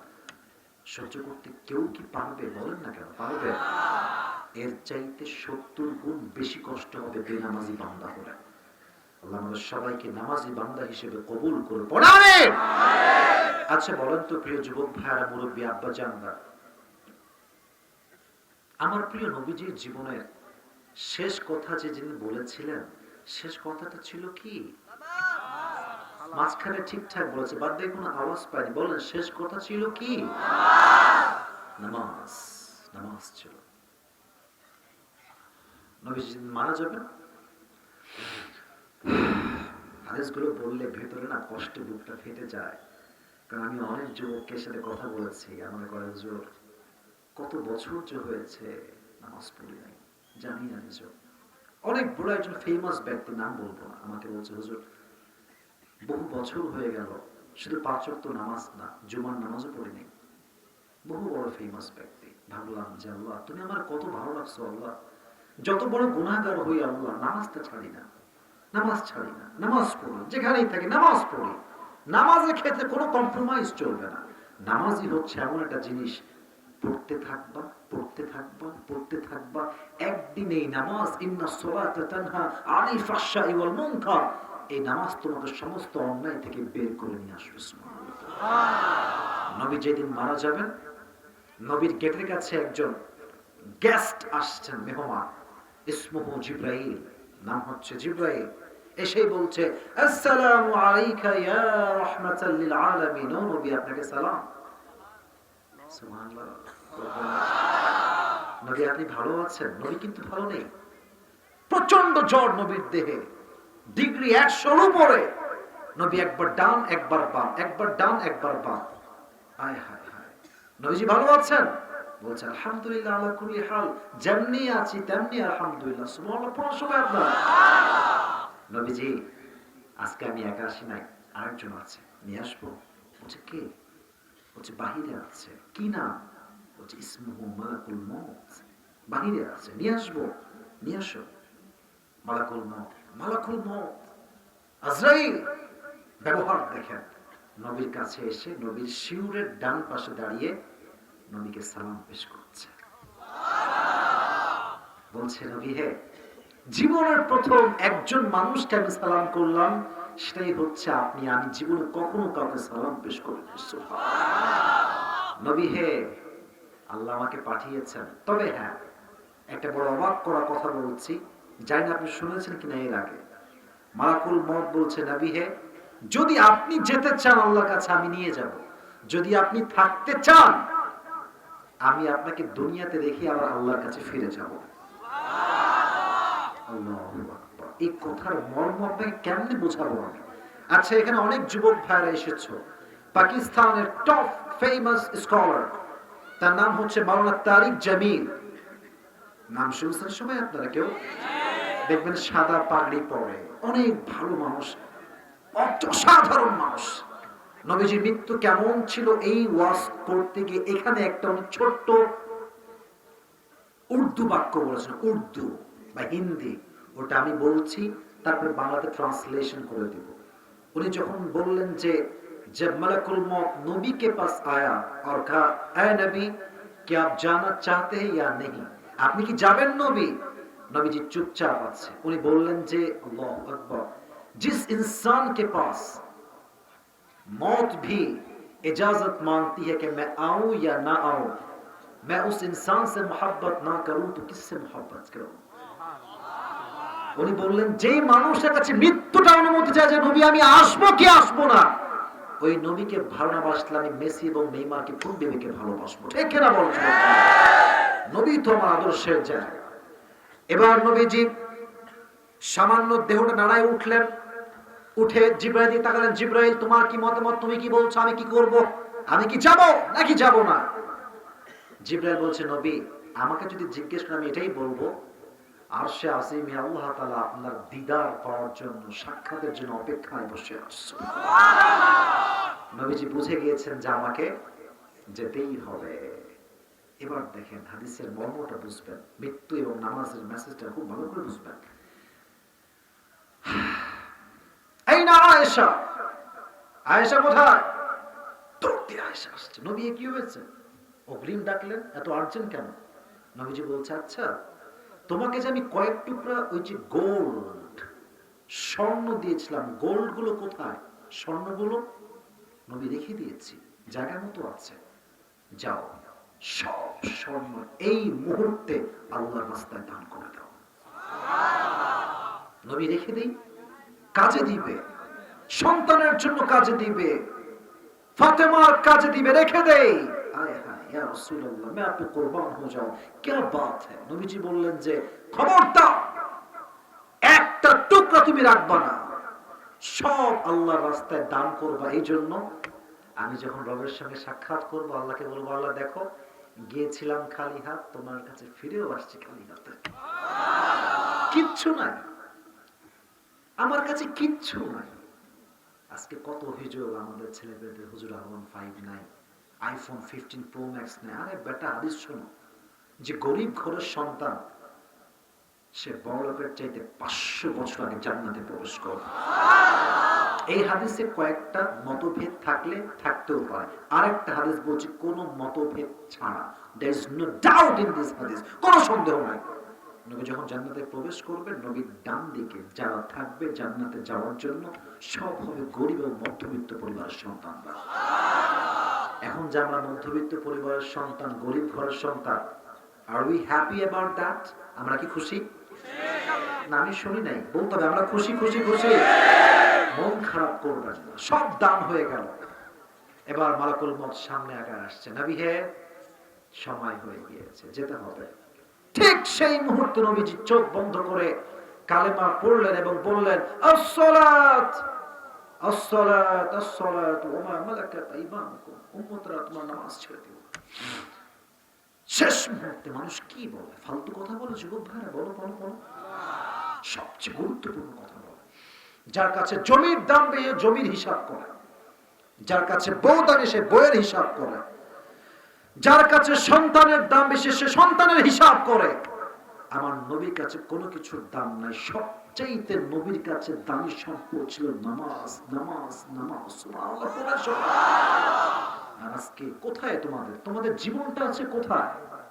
ওমর ফারুক দুনিয়াতে জান্নাতের সার্টিফিকেট পেয়েছে। কোন হাদিস কি এমন দেখাতে পারবা যে হাদিসে আসছে ওমর জান্নাতের টিকিট পাওয়ার পরে এক ওয়াক্ত নামাজ ছেড়ে দিয়েছে? কোন হাদিস আছে?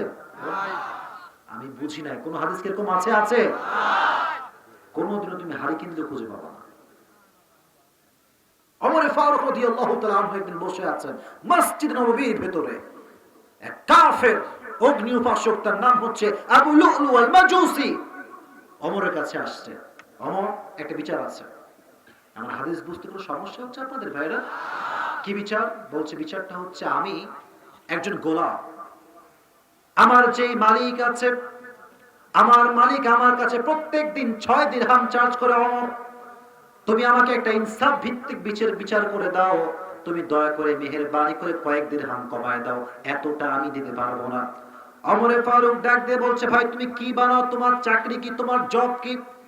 এবার সে ডাক দিয়ে বলছে, ইয়া খলিফাতুল মুসলিমিন, আমি প্রত্যেকদিন চাকু বানাই, ছুরি, চাকু। নাম শুনছেন যুবক ভাইরা আপনারা সবাই? তবে এই চাকুটা কিন্তু বাঙালির চাকু নয়। এই চাকুটা হচ্ছে মাকবাদাতুহু ফি ওয়াসাতি। লুক এট মাই হ্যান্ড, আমার হাত দেখেন, আমার 2 হাত দেখেন। চাকুর এই পাশেও চাকু, বাম পাশেও চাকু। মাকবাদাতুহু ফি ওয়াসাতি, হ্যান্ডেলটা হচ্ছে মাঝখানে, 2 পাশে লম্বা লম্বা চাকু। এটা মদিনাতে কেউ বানাতে পারে না, একমাত্র ওই কাফেরই পারে, তার নাম হচ্ছে আবু লুলু আল মাজুসি। তো ওমর বলছে, আরে ভাই, you are the richest man, তুমি তো অনেক ধনী, 6 দিরহাম নয়, তোমার তো 10 দিরহাম চার্জ হওয়ার কথা। এই কথা শুনেও খেপে গেছে। হ্যাঁ, ও, আমি তো মুসলমান না, তাই সবার বেলায় নরম, আর আমার বেলায় তুমি হয়েছ গরম। দাঁড়াও, তোমার খেলা কেমনে দেখায় তো আমি দেখছি। দাঁড়াও, বের হয়ে গেছে। সারা রাত ওমরকে হত্যা করবার জন্য বিশাল বিশাল লম্বা একটা ছুরি বানিয়েছে। শীতকালে আমরা কি মুড়ি দিই মুরব্বী আব্বাজন, যুবক ভাইরা কি মুড়ি দেই? Right answer, right answer. চাদর মুড়ি দেই। মাঝে মাঝে আমিও চাদর গায়ে দেই। দেখবেন চাদর মুড়ি যখন আমরা দেই, একটা এখানে আর একটা উঠান। তো সে কি করে জানেন? এদিকে আমার চেহারা দিকে তাকান, চাদরটা দিয়েছে এখানে, উপর দিয়ে নিচে নামাইছে, আর নিচ থেকে এই পর্যন্ত লাইক হিজাব অর নিকাব। যেমন ভাই মেয়েরা বোরকা পরে পুরো মুখ ঢাকা, চোখ দেখা যায়, পুরো মুখ ঢেকেছে, চোখটা খালি বের হয়ে আছে। ছদ্মবেশে মুনাফিকের রূপে লম্বা ছুরি ভেতরে লুকিয়ে নামাজ পড়তে আসছে, ফজরের নামাজ। ওই সময় সাহাবায়ে কেরামরা, হাদিসে আসছে, কানু ইউসাল্লুনা বিগালাস, সাহাবায়ে কেরাম সবাই অন্ধকারে নামাজ পড়তো, পুরো অন্ধকার সব। এবার আবু লুলু আল মাজুসি আসছে, ছুরি কিন্তু ভেতরে লুকানো চাদরের নিচে। ওমর আসছে, বলছে, সফু সুফুফাকুম, কাতার সোজা করো, কাঁধে কাঁধ মিলিয়ে দাঁড়াও, আল্লাহু আকবার। সানা পড়ছেন, কেরাত পড়েছেন। এবার আমার চোখ নয়, এদিকে নয়, নিচের দিকে তাকান, এই যে আমার হাত বেঁধেছি, তাকান। কেরাত পড়া শেষ, আল্লাহু আকবার দিয়ে রুকুতে গিয়েছেন। রুকুতে কিন্তু যেতে হলে এই পুরো জিনিসটা ঝুঁকে যায়, সামনের দিকে ঝুঁকে যায়, ঝুঁকে গিয়েছেন। পেছনে ডান দিকে মুয়াজ্জিনের ডানে আছে আবু লুলু আল মাজুসি।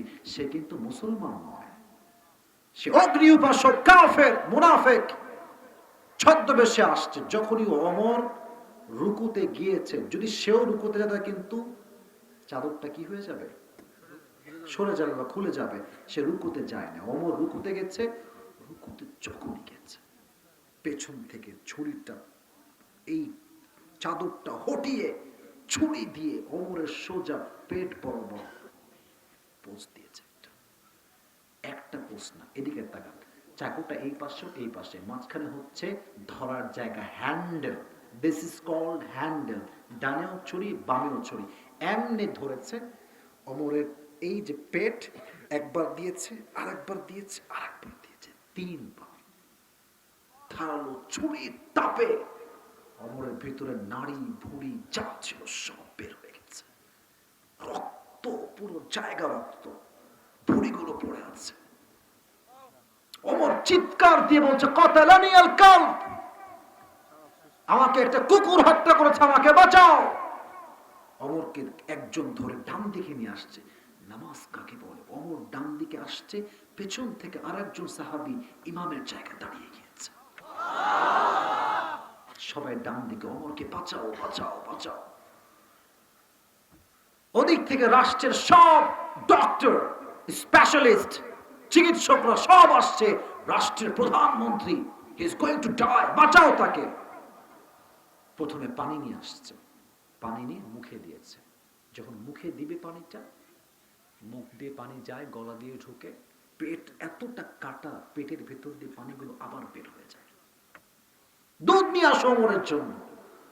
দুধ নিয়ে আসছে, দুধ দিচ্ছে, পেটে ঢুকতেছে, পেট পুরোটা কেটে নাড়ি ভুড়ি বের হয়ে গেছে, তো পেট দিয়ে সব দুধগুলো বের হয়ে যাচ্ছে। সাহাবা একরাম এই দৃশ্য দেখে চোখের পানি ধরে রাখতে পারলেন না। ডাক্তাররা বলল অসম্ভব, অমর আর বাঁচবে না, অমর শেষ, অমরের আর হায়াত বেশি বাকি নাই। হঠাৎ করে চশমাটা আমি খুলে আমার চোখ দেখেন, ওমরে ফারুক এভাবে শুয়ে আছেন। He hadn't any sense. He was completely senseless. কোনো জ্ঞান নেই। হঠাৎ করে মিটি মিটি চোখ খুলেছেন, সব ঝাপসা দেখতে পাচ্ছেন, এদিকে রক্ত, এদিকে ভুঁড়ি সব বের হয়ে আছে। চোখ খুলেছেন তিনি, চোখ খুলে কোনো শব্দ নাই।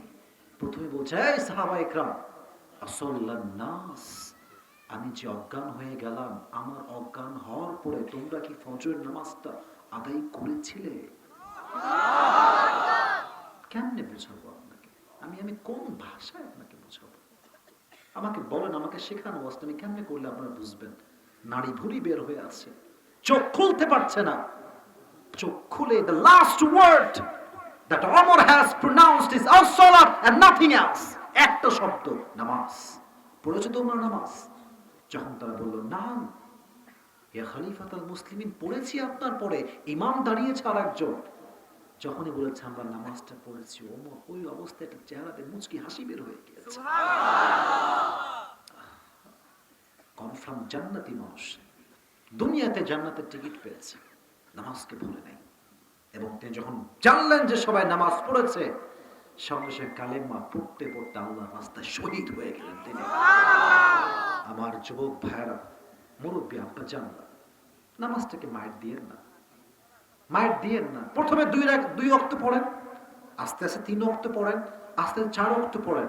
পড়তে পড়তে যখন দেখবেন যে পড়তেই আছেন, এক সময় এমন আসবে নামাজ ছাড়া আপনারা কিচ্ছু ভালো লাগবে না। এমনও 5 ওয়াক্ত নামাজি আমাদের দেশে আছে, 1 ওয়াক্ত পড়লে ভাবে আর 1 ওয়াক্ত কোথায় পড়বো। আসর পড়লে মাগরিবের চিন্তা করে, মাগরিব পড়লে এশারের চিন্তা করে, এশা পড়লে ফজরটা কেমনে উঠা যায় সেই চিন্তা করে। ঠিক না বলে যুবক ভাই? Try, you have to try, you have to try your best. আস্তে আস্তে স্টার্ট করেন, স্টার্ট ফ্রম বিগিনিং, একদম শুরুতে শুরু করেন। সবাই বলেন আমার সঙ্গে এক বাক্যে, সবাই বলেন হুজুর। ওয়াদাটা মন থেকে বলেন, বলেন সবাই হুজুর। আমরা আগের মতো সাউন্ডটা পাচ্ছি না কেন? বলেন সবাই, আমরা ওয়াদা করছি আজ থেকে 1 ওয়াক্ত নামাজ জীবনে কখনো ছাড়বো না। জোরে সোরে বলেন ইনশাআল্লাহ। এটা ছিল, it was all about the death, মৃত্যু সংক্রান্ত কিছু কথা। আমার যুবক ভাই, মৃত্যুর পরে মানুষকে যে ঘরে রাখা হবে, এই ঘরটার নাম সবার থেকে এক বাক্যে শুনতে চাই। ঘরটার নাম কি? কবর। বড় ভয়ঙ্কর জায়গা। এই যে 12:30টা বেজে গিয়েছে, আমার 1 ঘন্টা ওয়াজ হয়ে গেল, আপনারা কি মনে করতেছেন আপনারা ওয়াজ শুনবেন না? এরকম কিছু? আমার ওয়াজ কি আরো করা যাবে নাকি যাবে না? সবাই একটা তাকবীর দেন জোরে সোরে, লিল্লাহি তাকবীর। এই কবর হচ্ছে এমন একটা ঘর, যে মানুষটা বালিশ ছাড়া ঘুমাতে পারতো না, সে মানুষটা একদিন বালিশহীন মাটিতে শুয়ে থাকবে। যেই মেয়েটা শাড়ি, গহনা, লিপস্টিক ছাড়া রাস্তায় চলতে পারতো না, সেই মেয়েটাও একদিন সাদা কাপড়ের প্যাকেট হয়ে কবরে শুয়ে থাকবে। ঠিক কিনা বল? আমি মেয়েদের কথা কি বলবো, বলতে গেলে আমার হৃদয়টা ফেটে যায়। কিছু কিছু মেয়ে এমন টাইট ফিটিং ড্রেস পরে, তাদের দেহের কারণে, পোশাকের কারণে যুবকদের চোখ শুধু নষ্ট হয় না, মুরব্বীদের চোখটাও নষ্ট হয়ে যায়। ফরিদপুরে তো এরকম মেয়ে নাই? আরে সত্যি আছে নাকি যুবক ভাইরা? আচ্ছা তুমি কি মনে করো এই মেয়েদের আব্বা আম্মা নাই?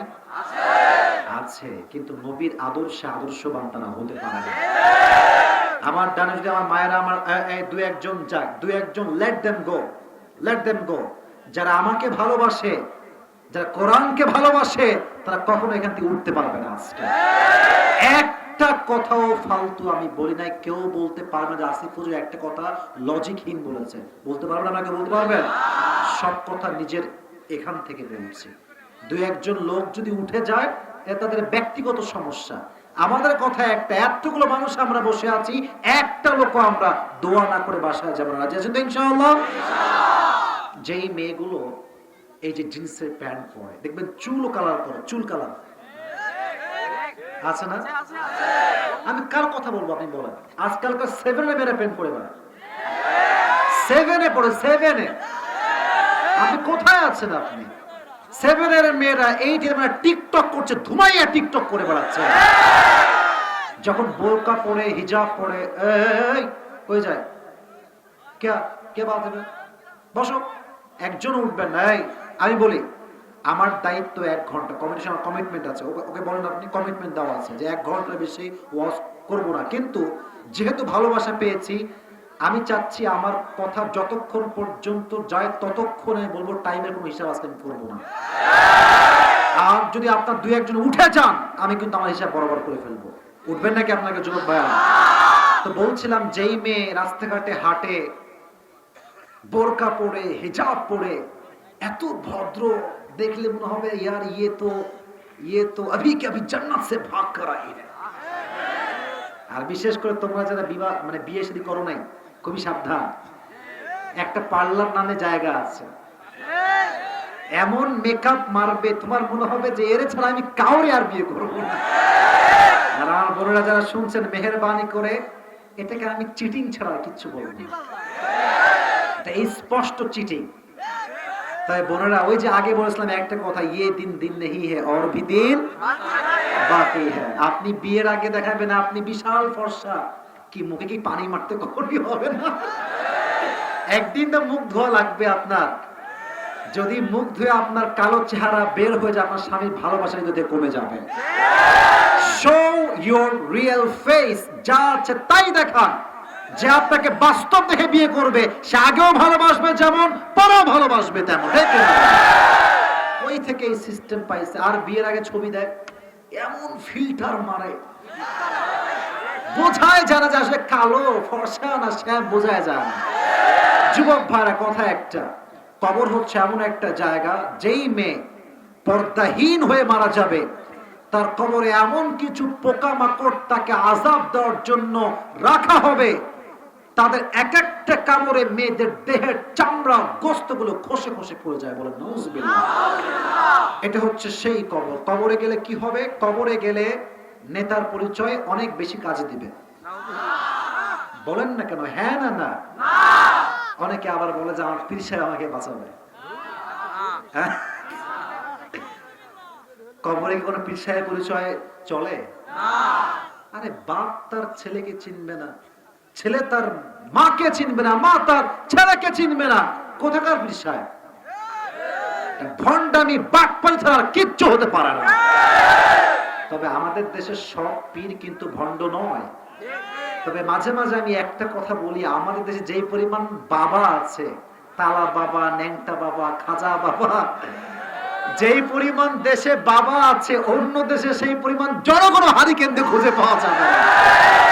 জায়গায় জায়গায় বাবা। এই যে মেয়েরা সবচেয়ে বোকা,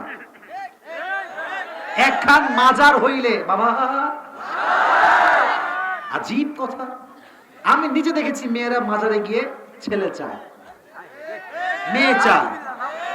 এই ভাই, ছেলে দেওয়ার মালিক কে? মেয়ে দেওয়ার মালিক কে? ইয়াহাবু লিমান ইয়াশাউ ইনাসা ওয়া ইয়াহাবু লিমান ইয়াশাউ যুকুর।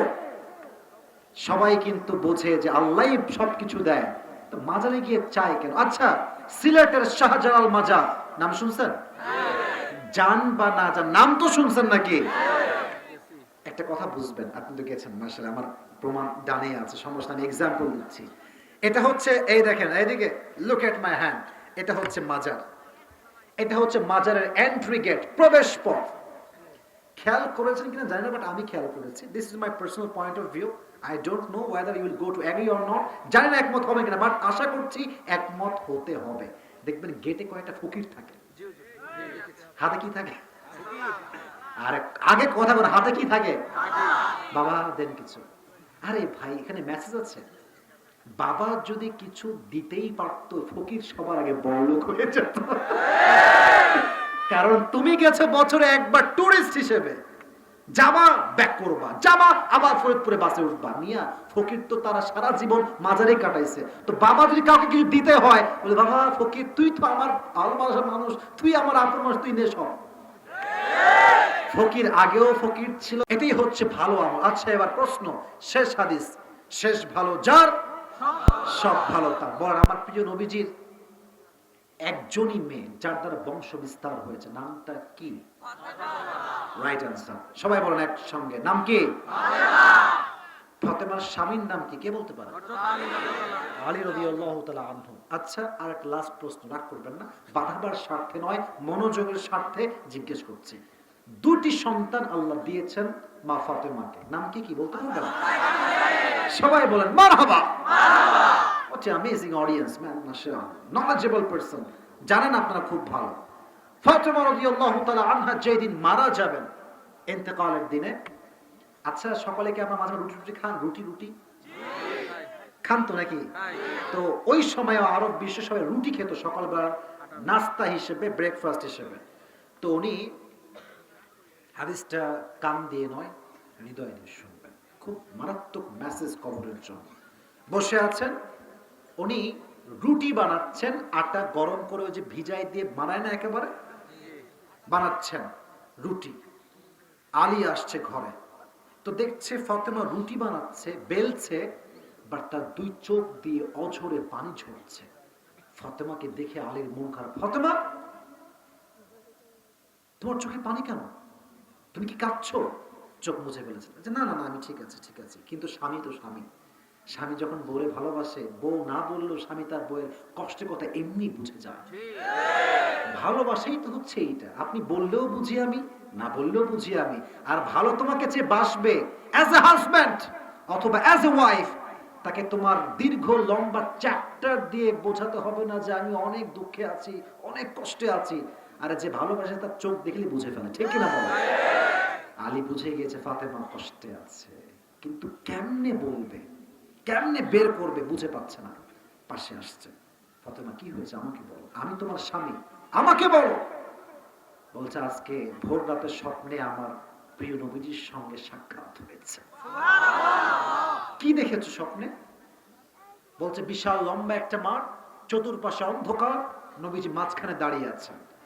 নবীজি হাত দিয়ে কি যেন খুঁজতেছে, বাট খুঁজে পাচ্ছে না। ইন দ্য মিন টাইম আমি নবীর সামনে গিয়ে দাঁড়ালাম, বললাম আব্বাজান আসসালামু আলাইকুম, আপনি কি খুঁজতেছেন আব্বাজান? আব্বা আমাকে দেখে মুচকি হাসি আর জড়ায় ধরে বললেন, ফাতেমা আমি তো তোমাকেই খুঁজতেছিলাম, কোথায় ছিলে তুমি? তখন নবীজি একটা বাক্য বলেছেন, এটা আপনাদের জন্য মেসেজ। এখানে আমি একটা স্বপ্নের ব্যাখ্যা দিব, যদি আপনি কখনো দেখে থাকেন ব্যাখ্যা বুঝে নেবেন। নবীজি বলছেন, ফাতেমা দীর্ঘ লম্বা সময় তোমাকে ছাড়া আছি, আমার আর ভালো লাগছে না, তুমি আমার কাছে চলে আসো। নবী আছেন কিন্তু পরকালের জীবনে, এটা কিন্তু দুনিয়ার জীবন নয়, এটা কবরের জীবন। ফাতেমা আসো, আমি তোমাকে ছাড়া আর থাকতে চাই না। এই কথা নবীজি বলেছেন, ঘুম ভেঙে গিয়েছে, লাফ দিয়ে উঠেছে। কি দেখলাম, কি শুনলাম? নবীজি আমাকে ডেকেছেন।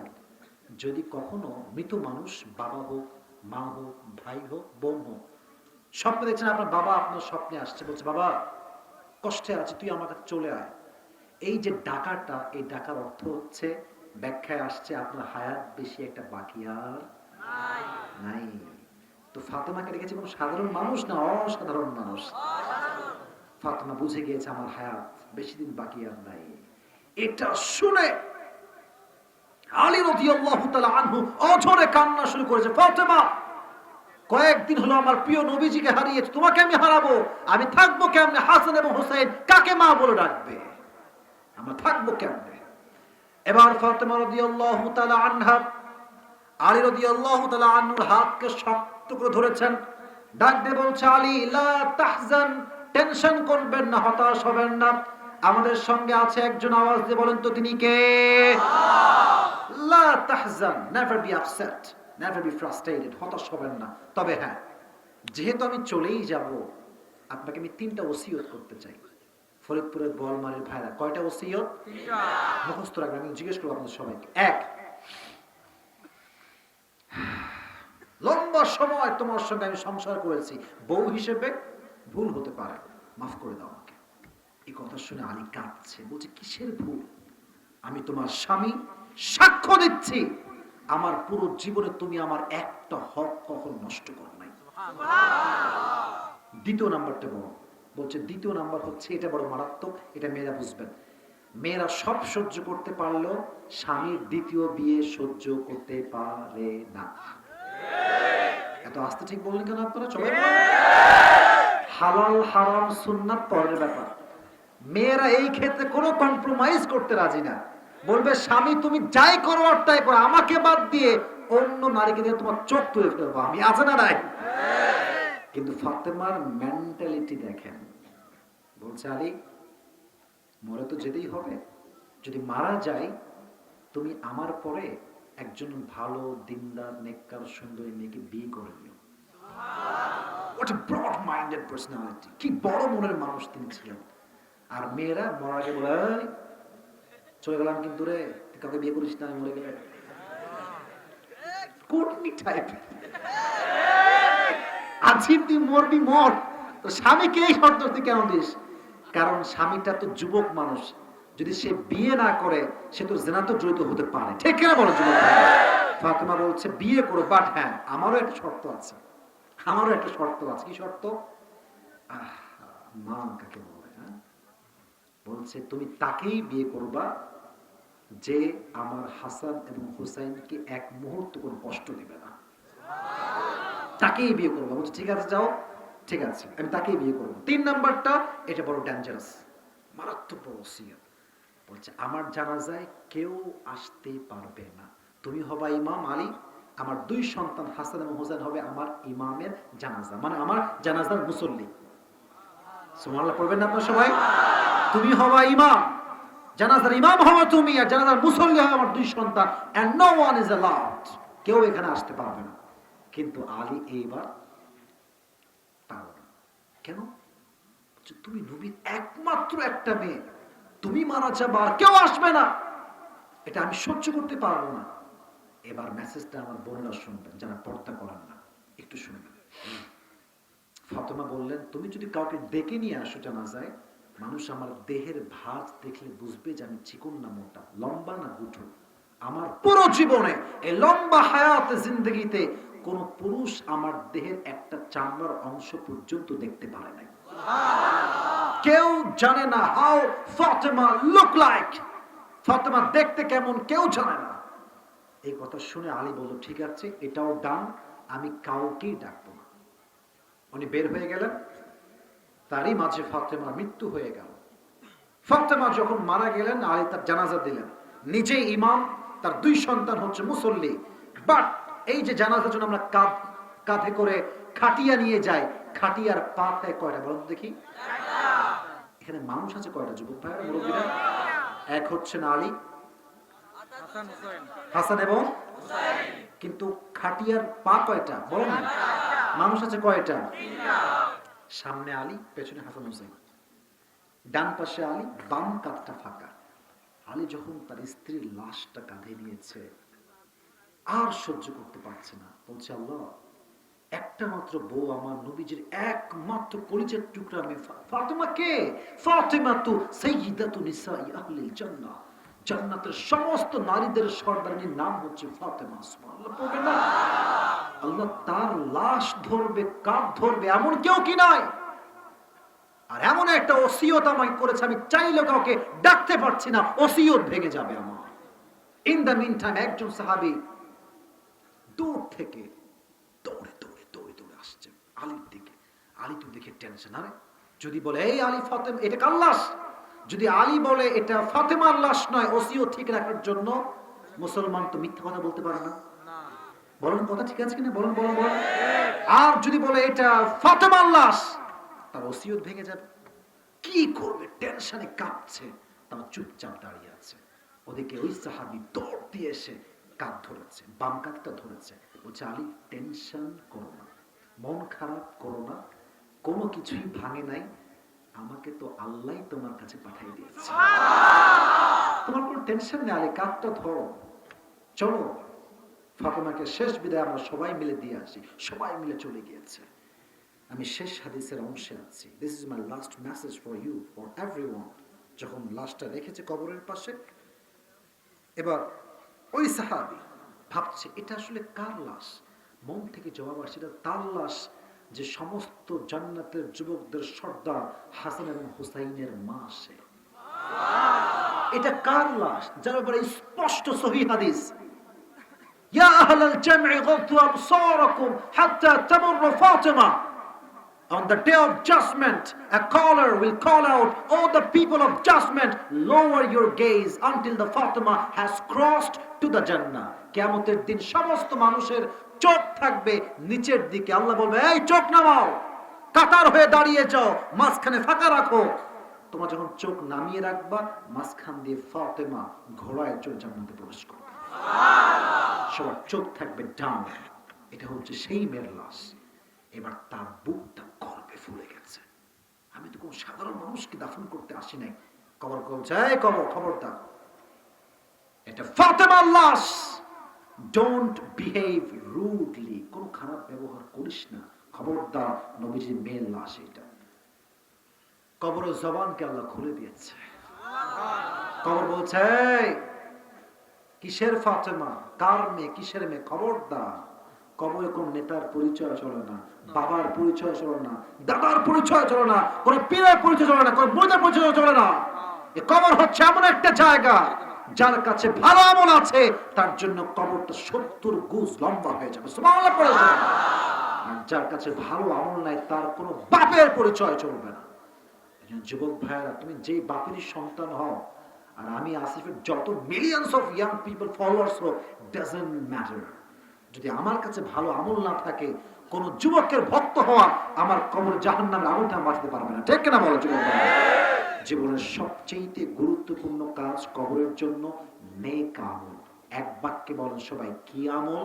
নেক আমল। আরেকটা বিষয় ক্লিয়ার হন, বেশি আমল না ভালো আমল, এটা কিন্তু বুঝবেন। খালি নামাজ পড়ে একবার তামা তামা করে ফেলছে একেবারে, কত যে নামাজ। আমাদের তো নেতা সাহেবরা আজকে 70-80 টাকা তাহাজ্জুদ পড়ে, আমরা যাবো কোথায়? হ্যাঁ, এরকম নেতা বাংলাদেশে আছে না? আছে না? আছে না? 70 রাকাত পড়েন, কোনো সমস্যা নাই, কিন্তু আপনাকে ইখলাস নিয়ে পড়তে হবে, তাকওয়া নিয়ে পড়তে হবে, ভালো আমলের নিয়তে পড়তে হবে। ঠিক কিনা বলো যুবক ভাই? ভালো আমলটাই কবরে একমাত্র কাজে দিবে। এজন্য আমি সবার জন্য দোয়া করলাম, আমাদের সবাই কবরে যাওয়ার আগে ভালো আমল পরিপূর্ণরূপে করার তৌফিক দান করুন। সকলে মন খুলে পড়ে আমিন। তাহলে এদিকে এবার আর কেউ উঠবেন না, যেহেতু আমি আমার ওয়াজের মূল কথাগুলো বলতে পেরেছি। শুকরিয়া, অনেক শুকরিয়া। আপনারা আমাকে, আমি বলি কোনো আওয়াজ করবেন না, আমাকে যে সাপোর্টটা দিয়েছেন, আপনাদের শুরুতেও যেমন সাউন্ড, এখনো তেমন সাউন্ড, এটাই স্পষ্ট প্রমাণ ফরিদপুরের মাটিটা ইসলামের ঘাঁটি। এখানকার মানুষ যখন কথা বলে, বিড়ালের মতো ম্যান ম্যান ম্যান করে কথা বলে, সব সিংহের মতো গর্জন দিয়ে কথা বলে। আমার বোয়ালমারীর মানুষকে কবুল করো, সকলেই পড়ে আমিন। আমি পুরো ওয়াজের সামারি বলছি, খুব মনোযোগ দিয়ে শুনবেন, আমাকে একটু রেসপন্স করেন, আমরা দোয়া করব। আমরা আজকে দুটি বিষয়কে হাইলাইট করছি খুবই প্রেসাইজলি, শর্টলি। আমার অনেক হাদিস বলা বাকি ছিল। এক নাম্বার বিষয় ছিল মৃত্যু, এক নাম্বার বিষয় মৃত্যু। দুই নাম্বার বিষয় কি ছিল ভাই বলেন না? এক মৃত্যু, দুই কবর। মৃত্যুর ক্ষেত্রে আমি অনেক কথা বলেছি, আমি রিপিট করব না সব, জাস্ট বলেছিলাম মৃত্যু কয় প্রকার? এক হচ্ছে নামাজি বান্দার মরণ, বেনামাজি বান্দার মরণ।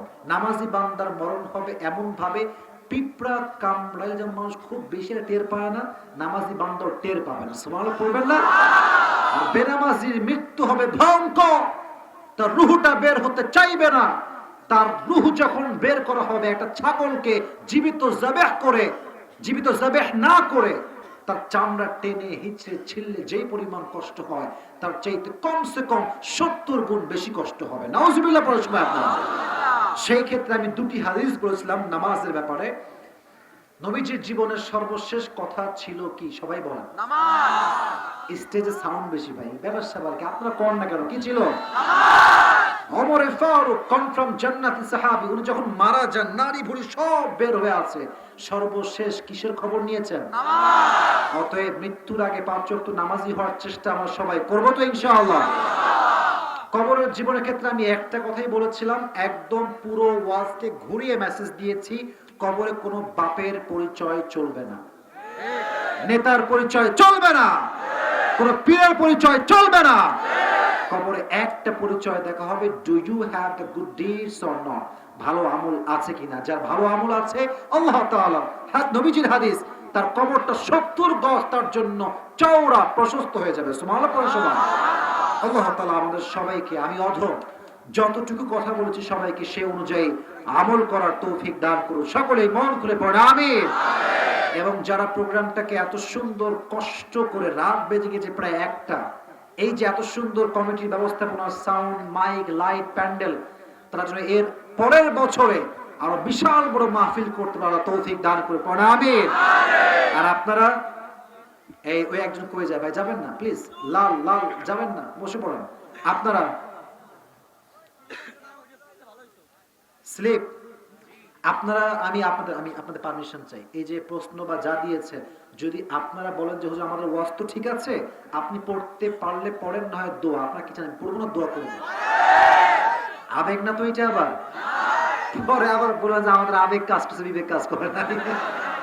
পড়া যাবে তো ইনশাআল্লাহ? দেন তো আব্বাজান, দেন তো এটা, দেন তো এটা। তুই যে কি লিখেছিস তুই আল্লাহই ভালো জানে রে ভাই। আচ্ছা, এটা তাকবীর দেন। এই যে কই যায়, কই যায়, তাহলে কিন্তু দোয়া করে দিব, তাহলে দোয়া না, না সবাইকে থাকতে হবে, সবাইকে থাকতে হবে। তাকবীর দেন সবাই মিলে, আল্লাহু তাকবীর। খবরদার কেউ ডান বাম হবে না, এইটা পড়েই আমরা দোয়া করব। আসসালামু আলাইকুম প্রিয় হযরত। ওয়ালাইকুম আসসালাম প্রিয় ভাই। আমি একটা মেয়েকে খুবই ভালোবাসি, ওই মেয়েটা আমাকে অনেক ভালোবাসে। আমি ওই মেয়েটাকে বিয়ে করতে চাই, কিন্তু ওই মেয়েটা আমার মামার বন্ধুর বোন হয়, কিন্তু আমার কোনো রক্তের আত্মীয় হয় না। প্রিয় হুজুর, তাহলে কি আমি তাহার সাথে বিবাহে আবদ্ধ হতে পারবো কিনা? ডেফিনেটলি পারবো ম্যাম, কোনো সমস্যা নাই। আচ্ছা, এবং প্রিয় হুজুর আমার অনেক ইচ্ছা আমি আপনাকে কাছে থেকে দেখব আর আপনার সাথে মুসাফা করব। প্রিয় হুজুর, আশা করি আপনি আমার ইচ্ছাটা পূরণ করবেন ইনশাআল্লাহ। আচ্ছা, আগে উত্তর দিয়ে দিতে হবে, তোমার ব্যাপারটা দেখতেছি আর কি। দেখো, বিয়ের ক্ষেত্রে শুধুমাত্র যে দূরের মামাতো বোনকে বিয়ে করা জায়েজ তা না, নিজের মামাতো বোনকে বিয়ে করা জায়েজ আছে। অতএব যেই মামারা, যেই খালারা মেয়েকে দেয় না বিয়ে করার জন্য, তুমি বিয়ে করবা সুন্দরী মেয়েকে, খালাকে দাওয়াত দেওয়ার দরকার নাই, মামাকে দাওয়াত দেওয়ার কোনো দরকার নাই। ঠিক না বলো যুবক ভাই? যদি বলে কে দাওয়াত দিলে কেন রে ভাগ্নে আমাকে, তুমি তো তোমার মাইয়া আমারে দাও না, তোমাকে কেন দাওয়াত দিব আমি? তো হ্যাঁ, আরেকটা বিষয়, এই চাচাতো বোন, মামাতো বোন, খালাতো বোন, ফুফাতো বোন, এগুলো যেহেতু পারিবারিক ভাবে আমরা আবদ্ধ, অনেকে কিন্তু তলে তলে প্রেম করে বেড়ায়। আর মানুষ বলে এই তো ফুফাতো বোন, আমার খালাতো বোন, কিছু না। বাটপারি করার জায়গা বনা তুমি, তাই না মিয়া?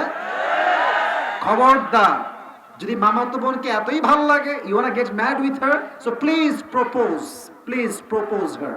বলেন যে বিয়ে করব, যদি সে একমত হয় বিয়ে করেন, কিন্তু এই প্রেম প্রীতি কইরা জীবন যৌবন নষ্ট কইরো না যুবক ভাই। তো বাবা, তোমার যেই দূরের মামাতো বোন, বহুত দূরের মামাতো বোন, টেনশন নাই, সরাসরি প্রস্তাব দিবা, রাজি হলে হবে, না হলে প্রয়োজন নাই বেশি মানানি করার, কারণ অপশনে একটা নয়, অপশন আরো বাকি আছে পৃথিবীতে। অনেকে কয় এটা পাইলে আমি বিয়ে করব না, সারা জীবন কুমার থাকবো। ইসলামী কথাবার্তা, কুয়ার ব্যাঙের মতো কথা। কুয়ার ব্যাঙ বোঝেন আপনারা? কুয়ার ব্যাঙ থাকে নিচে, বলে এর মতো গভীরতার কোথায় হতে পারে? কিন্তু কুয়ার ব্যাঙ বোঝে না যে কুয়ার পানি আসল পানি নয়, সমুদ্র বলতে একটা জায়গা আছে পৃথিবীতে, ঠিক কিনা বলে? তো একজনকে নিয়ে পড়ে থাকলে হবে না, মাথায় রাখবা, দিলে দিবে, না দিলে নাই। বাট কারোর জন্য আমি আমার ক্যারিয়ারকে নষ্ট করতে পারবো না, ঠিক কিনা বলে? প্রত্যেকটা যুবককে ইসলামের পথে কবুল করো, সকলে পড়া আমিন। আল্লাহ সবাইকে হারাম রিলেশনশিপ থেকে মুক্তি দান করে হালাল জীবনে আসার তৌফিক দান করুন। সকলে পড়া আমিন। সকলে দুরূদ শরীফ পড়ুন। আল্লাহুম্মা সাল্লি আলা মুহাম্মাদ ওয়া আলা আলি মুহাম্মাদ কামা সাল্লাইতা আলা ইব্রাহিম ওয়া আলা আলি ইব্রাহিম ইন্নাকা হামিদুম মাজিদ। যে হাত মিলাবা, এদিকে আসো। আমি ফিরোজ, মাহফিল কমিটি, আমার ছোট ভাই ইন্তেকাল করেছে, মাহফিল নেওয়ার সময় মৃত ভাইয়ের জন্য। আচ্ছা, দোয়া চাই। আমি ওর জন্য এই বসো। ছি ছি ছি ছি ছি, আমি এখনই দোয়া করবো, কোনো প্রশ্ন উত্তর আর হবে না, এক করে দোয়া। আমরা এসেছি একসঙ্গে, যাবো একসঙ্গে, ঠিক কিনা বলো যুবক ভাই? কেউ ডানবাম হবেন না। আমি ওর ভাইয়ের জন্য দোয়া করবো, ওর ভাইকে জান্নাতুল ফেরদাউসের উচ্চ মাকাম নসিব করো। সকলে পড়া আমিন। তোমার নাম কি? তুমি তো বাচ্চা ছেলে একেবারে। আচ্ছা, ক্লাস 10-এ পড়ো। যাই হচ্ছে, বড় হয়ে গেছি। আচ্ছা, ঠিক আছে। আর তোমার নাম কি? অনেক বসো, অনেক বসো। মাশাআল্লাহ, তোমার হাত মিলাইছি, তোমার ইচ্ছে পূর্ণ হয়েছে। আল্লাহ অনেককে ইসলামের খাদেম হিসেবে কবুল করো। সকলে পড়া আমিন। দোয়া করতে হবে, নাম টাম থাকলে নাম নেন, সহজে দখল হয়ে যাবে, সহজে করে যাবে। ঠিক আছে, ইনশাআল্লাহ। ওকে। আচ্ছা, যে দাওয়াত নিয়েছে, দাওয়াত যে নিয়েছে, ওর নাম কি? হ্যাঁ, ফিরোজ। কই ফিরোজ? আছো ফিরোজ? আছো? আচ্ছা ফিরোজ, তুমি আমার পাশে থাকো, এখানে থাকো। আচ্ছা, 23 তারিখে ওনার বাবা মারা গিয়েছে। বসো বসো। ওনার বাবাকে আল্লাহ তাআলা জান্নাতুল ফেরদাউসের উচ্চ মাকাম নসিব করুন। সকলে পড়া আমিন। এই দোয়ার সময় কেউ এই সামনে আসবেন না। দোয়ার সময় সেলফি তোলা কেউ চেষ্টা করবে না। দোয়ার সময় no one is allowed to take selfie in the time of দোয়া। প্লিজ প্লিজ, কেউ উঠবেন না, কেউ ডানবা হবেন না। যখন দোয়া করব, দোয়া হবে, দোয়ার পরে আমরা হাত মিলাবো। ঠিক আছে, ইনশাআল্লাহ। আলহামদুলিল্লাহি রাব্বিল আলামিন والصلاة والسلام على سيد الأنبياء والمرسلين وعلى آله وأصحابه أجمعين। আল্লাহ রাব্বুল আলামিন, রাত প্রায় 1টা বেজে গিয়েছে। আল্লাহ সেই প্রায় 11টা 20 থেকে 25 থেকে নিয়ে দীর্ঘ লম্বা 1.5 ঘন্টা যাবত আমার কলিজার টুকরা যুবক ভাইয়েরা, মুরব্বী আব্বা জানরা, আমার ডানে আম্মা জানরা, বোনেরা কষ্ট করে ওয়াজগুলো শুনেছে। আল্লাহ, আমি অদমের ভুল হতে পারে, মিস্টেক হতে পারে। আল্লাহ মেহেরবানি করে আমি যা সঠিক কথা বলেছি, সবাইকে তুমি সঠিক কথা অনুযায়ী আমল করার তৌফিক দান করে দাও। আল্লাহ রাব্বুল আলামিন, আমার ডান বামে, আমার ডানে একজন মুরব্বী আব্বাজান বসে আছে। আল্লাহ মেহেরবানি করে, তার আব্বাজান মারা গিয়েছে, তার বাবার কবরকে তুমি জান্নাতের টুকরা হিসেবে কবুল এবং মঞ্জুর করে নাও। আল্লাহ রাব্বুল আলামিন, মাহফিল কমিটির ছোট্ট ভাই মারা গিয়েছে।